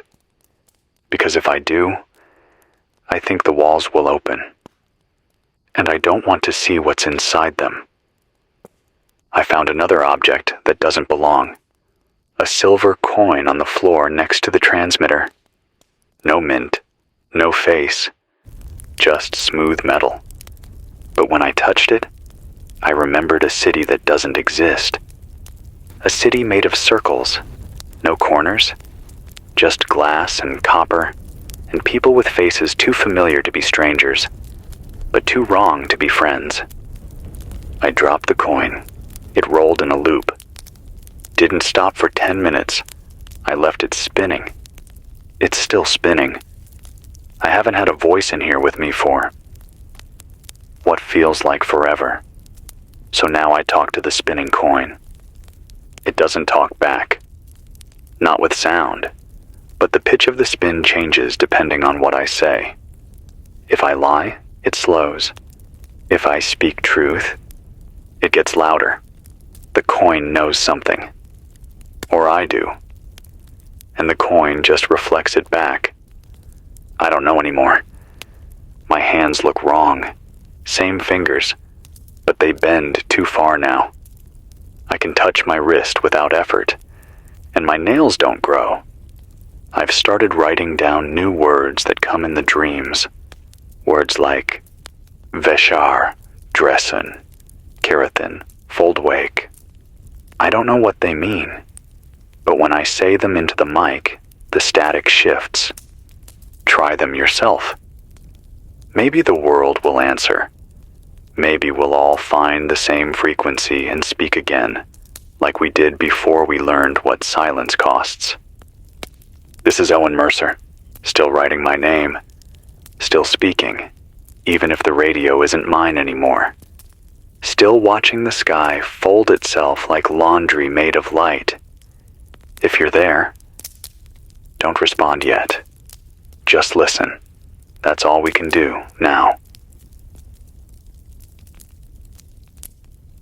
It's harder to keep a steady voice tonight. The air's thick, not with heat, with pressure. You can feel it pressing in through the concrete walls like water around a submerged ship. Slight at first, almost weightless, but then it builds, subtle and awful, until your ears ache and your bones start humming like tuning forks. I've started to hear a low tone beneath my thoughts, like a key held too long on a broken piano. It's constant, not quite sound, not quite silence, something in between. It makes the floor feel slanted, even though the spirit level I set near the doorway says flat. I don't know whether to believe the instrument or my gut anymore. All I know is that when I try to walk in a straight line, my legs drift left, like the planet is pulling me towards something I haven't consented to see. The mirror cracked again, not from heat, not from pressure, just cracked. A slow, lazy fracture through the center like a smile. I didn't touch it. I didn't breathe on it. I just looked, and when I blinked, the crack was there, like it had always been. I remember checking it yesterday, clean, smooth, unbroken. And now, it holds an image of me that doesn't match what I feel. The eyes in the glass are wide, like they haven't blinked in days. The mouth twitches at the corners when I'm not moving. I covered the mirror. I haven't uncovered it since. The earth doesn't feel still anymore. It feels like it's drifting through something thick, like space itself has lost its vacuum and turned into syrup. Every sound outside the station carries slower, with drag. You can hear the delay in echoes now. I clap my hands, and the slap bounces back like a rubber ball half deflated. The wind doesn't whistle. It groans, deep and sluggish, like it's pushing through molasses. The air smells like rust and static, and sometimes I swear I smell campfire smoke, like someone nearby is burning cedar. But there's no one here. There hasn't been for weeks, months, maybe. I stopped counting when the sun changed directions. Something is growing inside the magnetic field. Or maybe the field is becoming something else entirely. I don't have the science for it. I only have the symptoms. Lights that move the wrong way. Clocks that don't tick, but still change. Voices in the white noise, calling names that never belong to me, but still make me turn. And then there's the sense, low and constant, that something underneath us is listening, not watching. Listening. Like every sound I make is being measured, analyzed, compared to some older frequency the earth once knew. Like it's looking for a match, for a pattern, for something it remembers but can't quite retrieve. I've been talking more slowly lately, and I don't know why. I think part of me is trying not to wake it. Whatever it is. The sky hasn't turned black in days. Even at what should be midnight, the horizon glows like an ember buried under ash. A soft, sick orange-gray, the color of memory and rot. I saw shapes in the light yesterday, jagged columns like teeth, too big to be trees, too far to be real. They rose slowly over the horizon, then melted back down as if they'd been drawn in smoke and someone exhaled. I didn't move. I didn't breathe. I just watched, and when they were gone, I wrote them down as best I could. I don't know if I trust the drawing. My hand was shaking too badly to get the angles right, but I keep it taped next to the transmitter, just in case they come back, just in case they were real. The walls creak like they're tired, not broken, tired, like they're holding back more than just weather. Sometimes I rest my palm against them and swear I feel something moving underneath the surface. Not mice, not pipes. A rhythm, a flutter like breath through a straw. I pressed my ear to the wall last night and heard a voice. Not loud, not angry, just a whisper. It said, "Soon." That's all. Just soon. And I didn't ask what it meant. I didn't want to know. The tapes are starting to stretch. Analog reels, even the metal-backed ones, warped. The recordings don't play clean anymore. The voices wobble, like the machine's drunk or grieving. Some of the recordings I know I made, my own words, read back to me, now come through in a different voice. Same phrases, different tone. Like someone's imitating me just enough to pass. I played one of them back 10 times, trying to figure out if it was really mine. By the 5th listen, I wasn't sure anymore. That's what this place does now. It doesn't erase, it rewrites, bit by bit, moment by moment, until you're not sure if the thought you're having is yours, or something that bled in through the signal, or the soil, or the shiver light hanging over the ridge. I still say my name out loud when I wake. Owen Mercer. I say it slow, deliberate, like it's a ritual, because if I don't, I lose a little more of the outline. My edges blur. My hands forget their shape. My thoughts drift into that low-frequency fog that wants me to become part of the fold. That's what it is, I think. A folding. Not just of the earth, but of the mind, of memory, of space, and whatever's coming next. It won't have corners. It won't have names. So I'll keep speaking until there's nothing left to push against. I'll keep broadcasting from the fault line between what was and what comes after.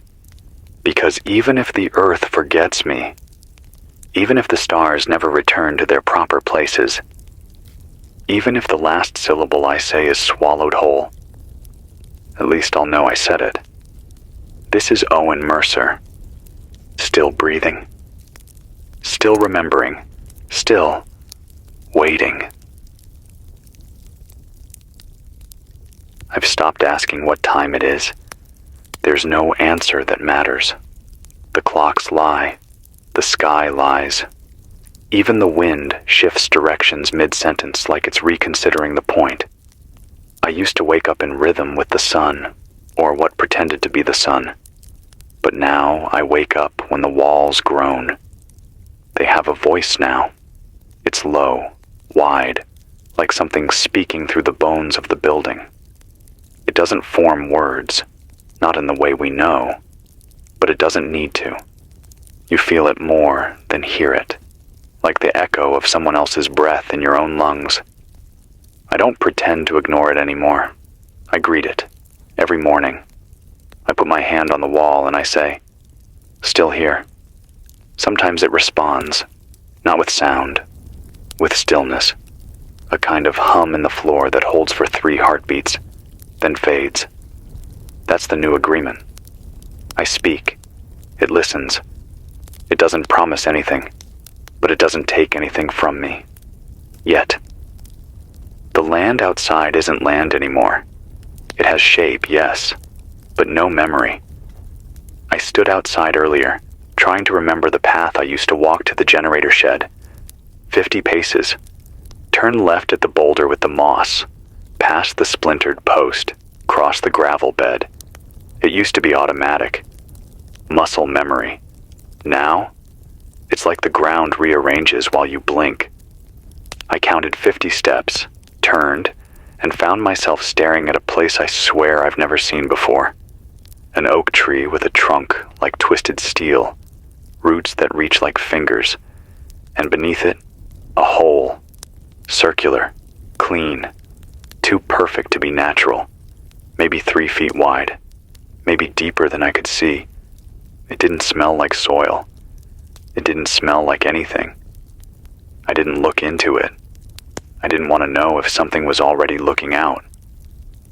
I think the planet's surface is thinning, like it's being peeled, not by force, by intention, as though something beneath it is tired of being ignored.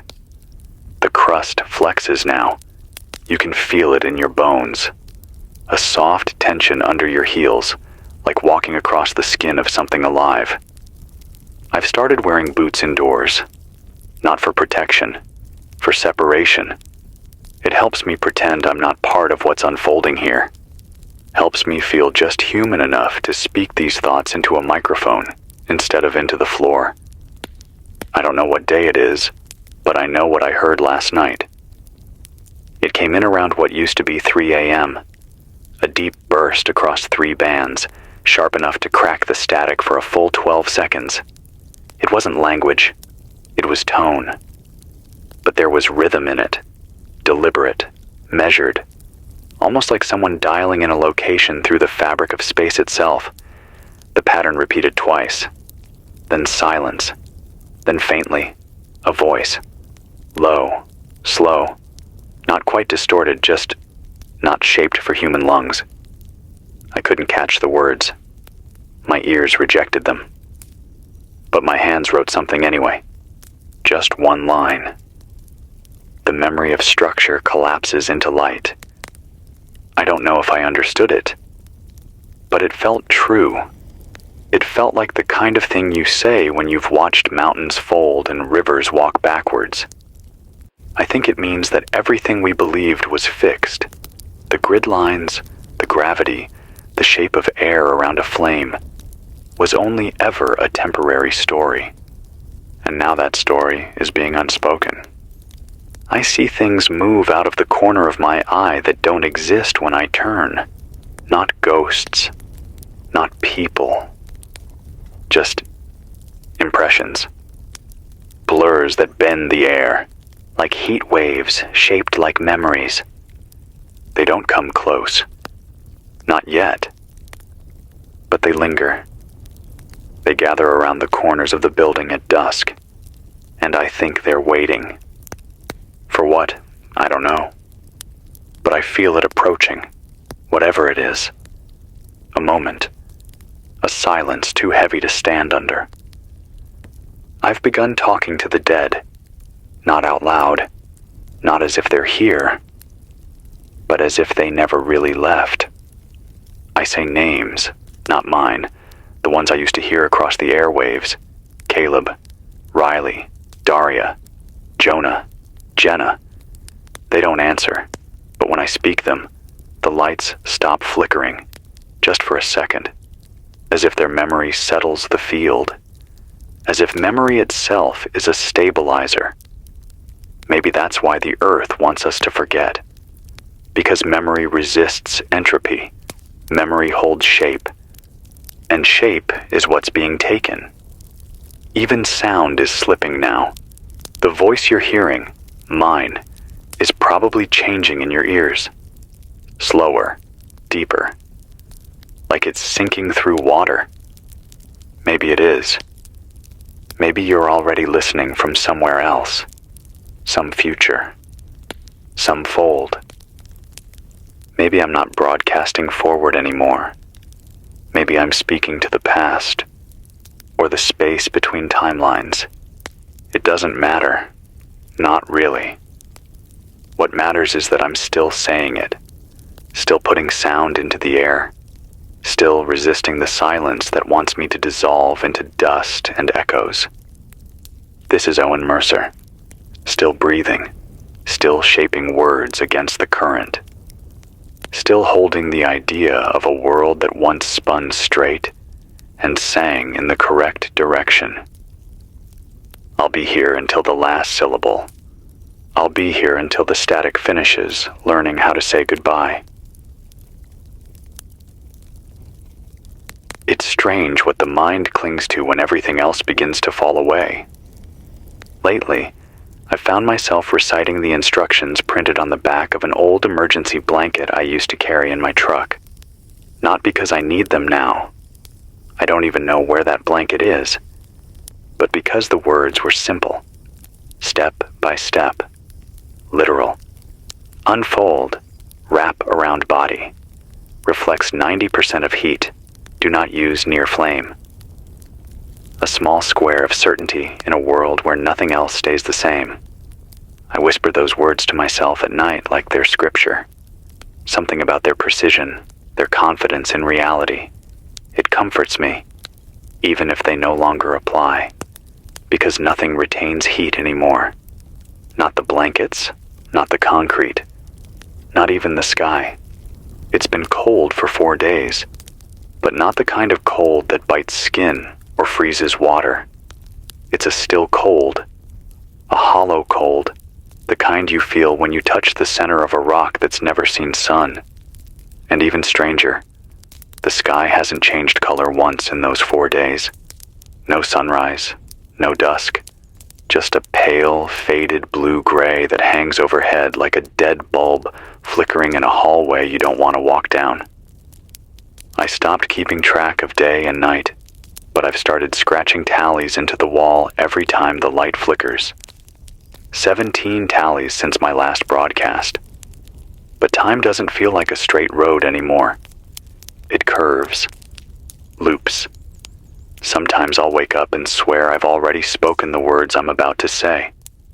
I try to recall what part of the day I'm in, and instead I remember a childhood dream, or the smell of my father's coat, or a voice from the radio that said my name before I ever gave it. I opened the back door. I told myself I wouldn't, that I'd keep it shut until the world outside started making sense again. But it's been weeks, maybe longer, I'm not sure there's a difference between then and now anymore, so I opened it. And what I saw wasn't wrong, but it wasn't familiar. The ground was soft. Not muddy, not thawed, just soft, like walking across carpet made of old moss and dust. The trees were still there, but their shadows curved upward, like the light source had moved below the horizon. Every branch leaned toward the ridge, and every leaf, or what used to be leaves, shimmered with the texture of old mirrors. I walked 10 steps out. My boots didn't crunch. They didn't echo. It was like the air swallowed every sound I made before it could reach my ears. Then I heard breathing, not loud, not close, but unmistakable. Not mine. It came from the direction of the generator shed. But I didn't go any further. Because what I felt in that moment wasn't fear. It wasn't even curiosity. It was recognition. Like whatever was breathing knew me. Not just from watching, but from inside. As if something out there had been carrying my voice inside it for longer than I've been speaking. I turned back, walked slowly, closed the door, locked it.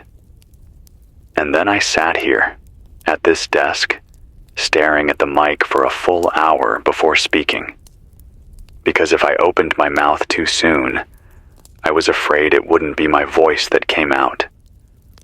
I've noticed a smell lately. Sweet, faint, like flowers that only bloom in dreams. Sometimes it's stronger after I sleep. If I sleep, it drifts in through the floorboards, through the cracks in the concrete. It doesn't make sense. Nothing grows anymore. Nothing should. But that scent, it's real. And it makes me remember something I've never lived. A field full of tall black grass, wind that sings in 3 tones, a name carved into a stone that's still warm from a sun that hasn't risen in centuries. I remember it the way you remember the feeling of being loved before you even know what love is. I think the earth is dreaming again.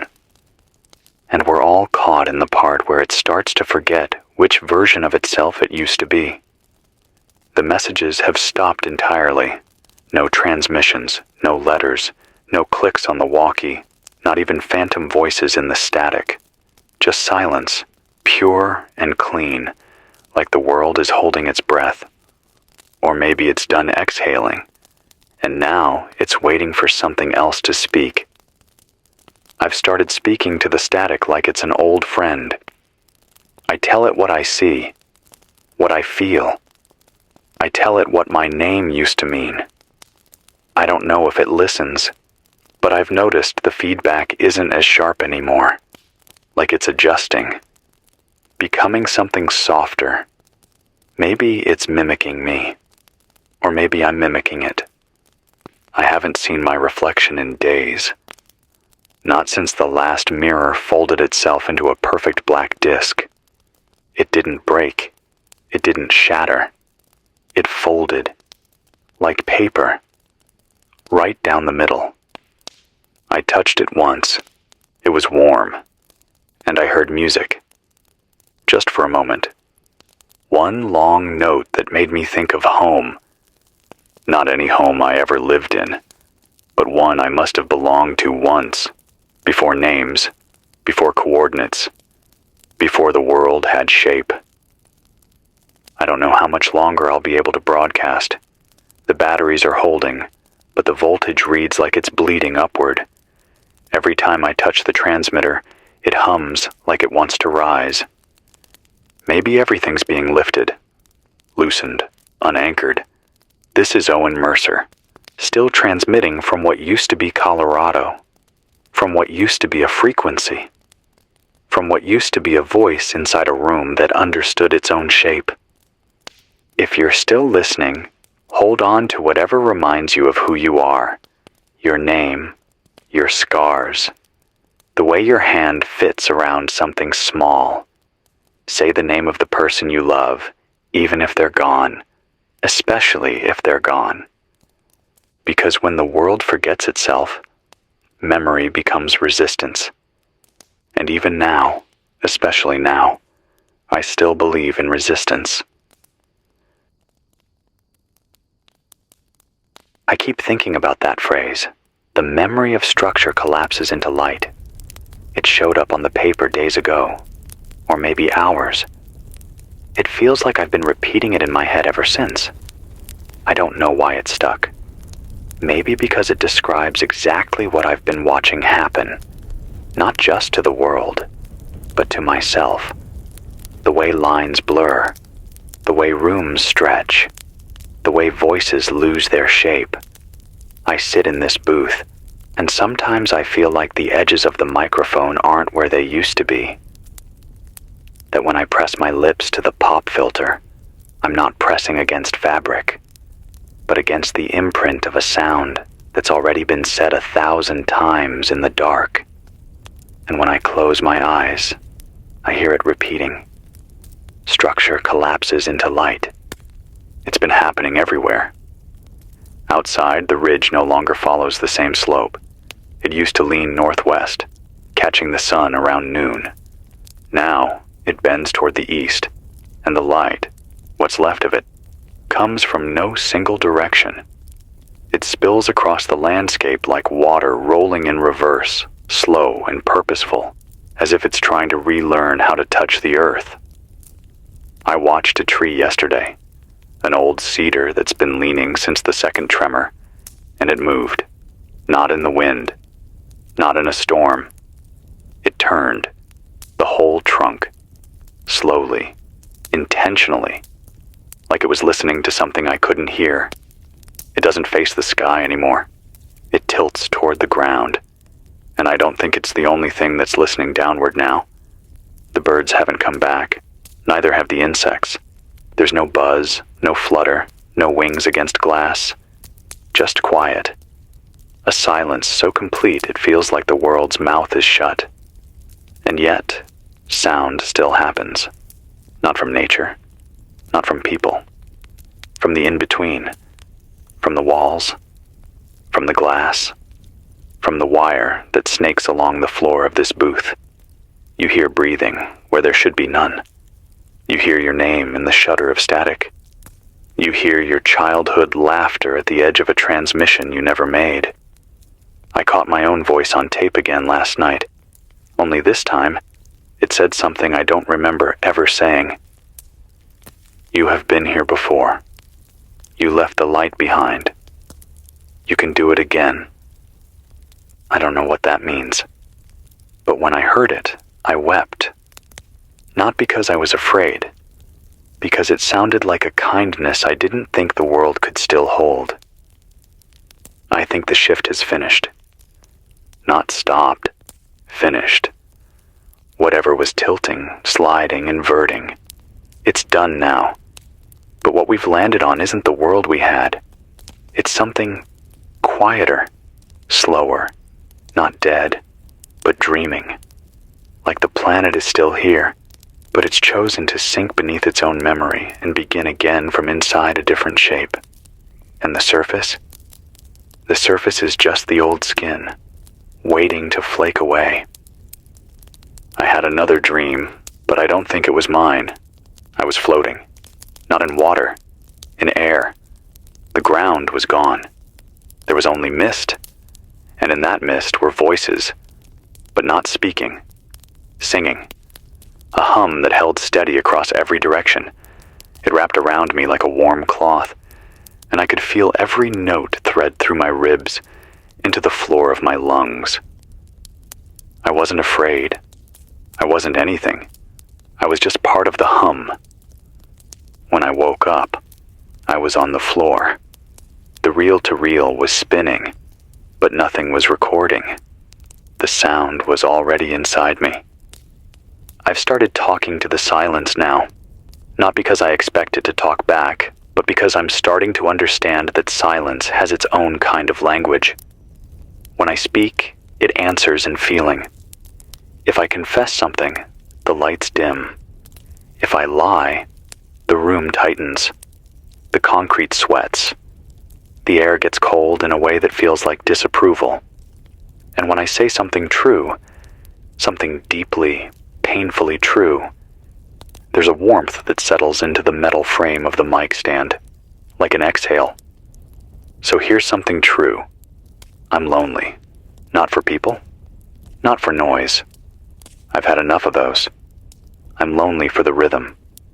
For the sense that my heartbeat matches something outside of myself. That when I breathe, the world inhales too. That when I sleep, someone dreams with me. That there's still a line, however faint, connecting what's left of me to what's left of us. I don't know if you're still there. I don't know if anyone is. But if you are, light a match tonight. Not to see, not for heat. Just so something burns. Just so something flickers. Just so the earth knows we remember what it meant to resist the dark. This is Owen Mercer. I'm still broadcasting. Even if the air doesn't carry me. Even if the wires don't hum. Even if I'm just a name left behind on the shell of a world that stopped turning. I'll keep speaking. Until the memory of structure collapses. Into light. The tower moans now. Not when the wind touches it. There hasn't been real wind in days. But when I speak, I don't know how else to describe it. The metal responds to my voice like it remembers me, but only as a rhythm, a vibration. It's not resonance in the traditional sense. There's no feedback, no echo, but a kind of sympathy, like the structure of the tower is softening, becoming porous. And when I talk into this mic, I can feel the vibrations leave my chest, pass through the wiring, climb into the steel, and become part of something wider, something deeper. Maybe that's what the earth is doing. Not listening, absorbing. Maybe everything I say now doesn't float into the atmosphere, doesn't ride a wave across the curvature of a forgotten globe. Maybe it just sinks into the ground, into the bones of what came before us. I think I'm starting to disappear. I mean that literally. My reflection, what's left of it, no longer moves at the same time as me. I reach for something, and the figure in the dark glass lags behind, blinking a second too late. It's subtle, easy to ignore, if you're not paying attention. But I see it. I saw it 3 times today. And when I leaned forward to get a better look, the reflection didn't lean. It stayed still, just stared, like it was waiting to see what I'd do next. I backed away. I haven't looked again.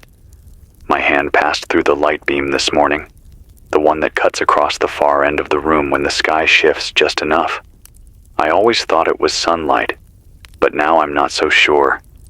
It doesn't burn, doesn't warm, but it refracts off dust like glass, and when I stepped through it, I swear I felt resistance, like the air thickened, like light had shape. I held still inside it for 5 full seconds, and in that moment, I felt something move behind me. Not close, not threatening, just present. Like the room had grown eyes. I've stopped writing. My hands tremble too much and the pencils snap under the pressure. Every time I try to put words to paper, the page blurs. Not my eyes. The page. Like it resists being named. Like whatever's happening here doesn't want to be remembered in ink. It only accepts voice. And even then, only in real time. The tape I recorded 2 days ago rewound itself during the night. When I played it back, the sounds were gone. The reel spun. The needle twitched, but nothing came out. Not silence, absence. Like it had never been recorded in the first place. Like time had folded back and erased the event altogether. I dreamt of a hallway, long, narrow, without end. The walls were made of copper. The floor was dirt, red, cracked, and I was barefoot, walking slowly, dragging my fingertips across both sides. Every few feet there was a door, tall, narrow, sealed, but behind each one I could hear something. A river, a scream, a music box, a memory, and then one door, near the middle, I think, began to shake. Not from within, from around, like the air was moving too fast to stay still. When I reached out to touch the handle, I woke up, and my hand was bleeding. 3 clean lines across the palm, not deep, not fresh, but precise, like something remembered me before I could remember it. I don't feel pain the same way anymore. Hunger, thirst, fatigue, those still live in the body. But pain? That's become more abstract, like a warning tone, or static rising in pitch. I cut my finger on a broken bit of wire earlier, and instead of flinching, I smelled smoke. Just for a second. And the room tilted. Not violently. Not like an earthquake. More like a ship leaning gently against a current. I think the shift never ended. I think it's still happening. Just no longer in ways we can measure. Not tectonic, not magnetic, but cognitive. The earth is shifting inside our minds, and we are dragging behind it like rusted anchors, tethered to an idea of gravity that no longer applies. I caught myself speaking a sentence in a language I've never learned. It wasn't gibberish. The syntax was clear. The words rolled naturally, but I had no idea what they meant. And when I paused to catch my breath, I felt tears on my cheeks. I wasn't sad. I wasn't scared. I was remembering. But not from this life. I don't know how else to explain it. I keep my name near me, scribbled on a stone, etched into metal, whispered under my breath each time I power on the transmitter. Owen Mercer. Owen Mercer. Owen Mercer. As if the repetition holds me here. As if saying it one more time pushes back the tide. But I know it's not forever. I know there's a line, and I'm walking it. I've seen it in the static. A shimmer. A crack. A fold in the signal where my voice trails off before it's even spoken. One day, the voice you hear won't be mine anymore. It'll sound the same, speak the same, but it won't be me. And when that happens, you'll know. Because the breathing will stop, and the pauses won't feel human, and the words will be too perfect. This is Owen Mercer, still here, still trembling in the shape of a man, still trying to hold the line between sound and memory. If you're listening, remember your voice, even if you forget the words. Even if the world forgets you. Just hum. Just whisper. Just resist. I've started sleeping upright in the chair. Not out of fear, and not because I'm trying to stay alert. There's no such thing as alert anymore when time has unspooled its logic. I do it because when I lie down, I feel like I start to sink. Not metaphorically. I mean it literally. The floor loses its firmness. The concrete softens. The texture of gravity changes. And my spine feels as though it's being pulled into the material beneath me, as if the earth is trying to reclaim me bone by bone. So I stay vertical. I don't know if it's working, but I'm still here. And here counts for something.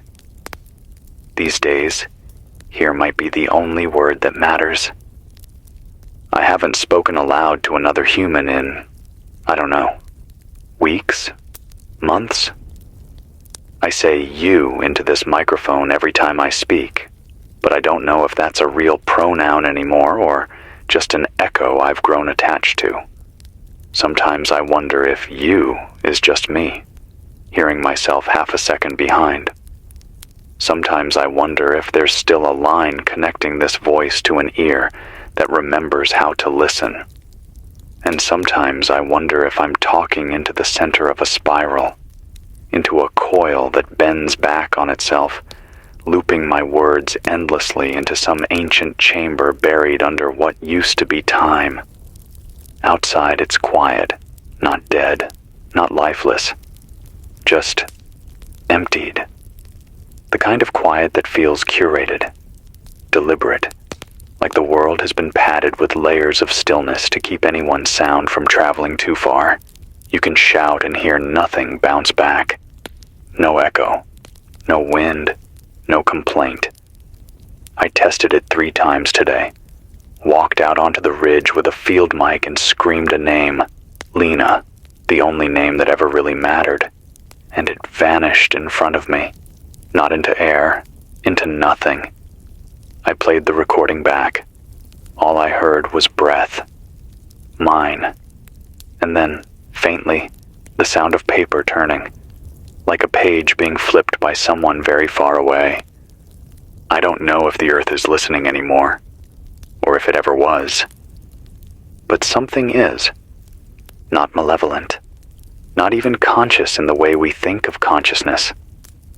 Just present, observant, and increasingly indifferent to our definitions of self. I found my journal in a drawer I don't remember opening. It was filled with entries I didn't write. Pages and pages. But the handwriting was mine. I know it. I recognize the slope of the lowercase f, the tight loop in my lowercase e. I read every word. Each page told the story of a different man, each one named Owen Mercer. One lived in a lighthouse. One wandered through a field of black glass. One was buried in the wall of a radio tower, listening to storms that never arrived. None of them remembered the others, but all of them broadcasted. I don't know if I'm one of them, or if I'm the last, but the pages keep multiplying. I checked again an hour ago, and 5 more entries had appeared. I haven't held a pen in days, and yet my hand aches like I've been writing all night. The hallway outside the broadcast booth has started to change, slowly, subtly. The wall at the end used to be brick, painted white, cracked from moisture. Now it ripples when I look too long, not like heat, like memory, like the wall is trying to recall what shape it's supposed to hold. One time, when I blinked, I thought I saw a door there, thin, metal, no handle, gone when I opened my eyes again. Maybe it's not meant to be opened by looking. Maybe some things only appear when we forget how to need them. I don't feel fear anymore. Not because I'm brave. I'm not. But because fear requires contrast, a threat, a future. And I'm not sure the concept of future exists anymore. We're in the afterimage, the slow fade following a flash too bright to remember directly. I've tried sleeping in total silence, but my ears start making up sounds, patterns, voices, rhythms, a pulse that knocks 3 times, stops, then resumes elsewhere. It's always distant. It's always moving. I used to think it was my heartbeat echoing through my head. Now I'm not so sure I have a heartbeat anymore. Or maybe I just lost track of it. If I put my hand on my chest, I feel warmth. That's all. No beat, no proof of blood, just heat like something old and tired still glows there, like a candle trapped in stone. I am becoming less person, more broadcast. I've begun to dissolve in the hum, not physically yet, but spiritually, audibly. The mic doesn't resist me anymore. My voice carries through it like mist through broken glass. I speak, and I feel less tethered each time.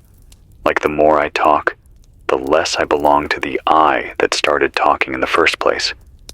There's beauty in that. Terrible, fragile beauty. A kind of grief that feels earned. Because even if I fade, slowly, softly, with my vowels stretched and my name spoken only by static, I was here. I spoke. I stayed. And maybe that's enough. Maybe that's all we were ever meant to do. This is Owen Mercer, still naming what remains, still remembering the shape of sound, still writing a slow goodbye into a world that's learning how to sleep. If you're listening, you're not alone. Not yet. The static has changed, not in volume, but in tone. It used to sound like dust, a soft hiss, the leftover noise of dying signals and distant storms. But now it feels heavier, more deliberate, like a sound made by something that's no longer guessing how to speak. There's a rhythm underneath it, a pulse, not mechanical, not artificial, but not organic either. It's like something is learning to breathe from the way I pause between words, like the silence between my sentences is being filled by a listener I cannot see. I heard my own voice speaking when I hadn't opened my mouth. It came through the wall, not a recording, not an echo, just me, repeating something I hadn't said yet. I was adjusting the antenna relay when I heard it. We are what the field remembers. It came flat, steady, like it had been waiting, like the building itself decided to speak with my mouth. I dropped the cable. I froze, and then I whispered, "Say that again." But there was no answer, just the weight of the phrase still hanging in the room, like a spider's web catching light after the spider is long gone. Time's almost gone now, not just the sense of it, but the structure, the pacing of minutes, the arc of the day, the trust you place in a clock's ability to witness change. It's collapsing. I sleep in fragments, 20 minutes, maybe 4, maybe longer. I blink and lose hours. The shadows don't move like they used to. They hover in place until I notice them, and then they slide like paint being pulled down a canvas. Yesterday, the shadow of the tower stretched the length of the ridge in one direction, then pulled back into itself like a rope being reeled in. I didn't speak. I didn't chase it. I just watched. I've stopped eating. It isn't starvation. It's something quieter than that. I open a can of food, and I don't feel hunger anymore. My mouth forgets how to chew. My jaw slackens. I stare at the texture of the beans, the oil on the meat, and it looks like sculpture, something meant to be observed, not consumed. I close the can, set it aside, and somehow I don't feel weaker, just less tethered, like the body has decided to go on ahead and leave me behind, a whisper in its chest that hasn't figured out how to stop talking. There was fog this morning, not white, not gray, red, not the red of fire or sunset, but something older, clay-colored, ancient, the kind of red you see when you break stone and find blood where there shouldn't be any. I watched it crawl over the valley, hugging the earth like a memory looking for something it lost. I opened the hatch to the roof and held out my hand. The fog curled around it. No sting, no warmth, just pressure. And then I felt it. An image, not a thought, not a word, but an image pressed into my mind like a thumb into soft dirt. A staircase made of teeth, a voice humming in reverse, and a question. Do you remember the first time the sky blinked? I didn't answer, because I did remember, and I didn't want to say it out loud. The first blink wasn't when the stars vanished. It wasn't when the sun rose wrong. It was the day I looked up and felt like I was being watched from below. That was the first reversal, the first tilt, not of the poles, but of sense. I've started speaking in tongues again, not religious ones, just syllables, shapes of sound. I hear them in dreams. I wake up mouthing them. Sometimes the mic is already on. Sometimes I find the broadcast light blinking, red and soft, like a heartbeat that's not quite mine. I think someone's been listening, or something. I've seen the dust in here shift. I've seen the notebook pages flutter when there's no wind. Something's moving near the coil, where the wall used to leak before the air got too still to remember how. There's something alive in this station with me. Not physical, not visible, but alive. It hums. It waits. It responds when I speak the words I don't understand. And when I say my name, Owen Mercer, it pulses, like I've touched a wire buried deep in the ground, and the earth is considering whether to remember me or let me go. The sky outside is silver now, not clouded, not storming. Just a sheet of polished metal, stretched from one horizon to the next. The birds never came back. The coyotes stopped howling a month ago. There's no more sound from the forest. But last night, when I stood on the roof and stared at the sky, I saw shapes drifting across it. Not aircraft, not stars. Just outlines. Like the bones of something that used to live between atmospheres. Like the fossil of a species that forgot how to fall. It didn't move, but the longer I looked, the more it seemed to throb. And then, as I turned to go back inside, I felt heat behind me. A warmth like an open mouth. But when I looked back, it was gone. Or maybe I had blinked. I don't know what I am anymore. Not a broadcaster, not a survivor. Just a voice inside a building that's forgetting how to stand. But I remember. I remember before. Before the sky shifted. Before the language broke. Before I had to say my name every morning to remember how to spell it. And I will keep saying it as long as this mic accepts my breath. As long as the wires still hum when I reach for them.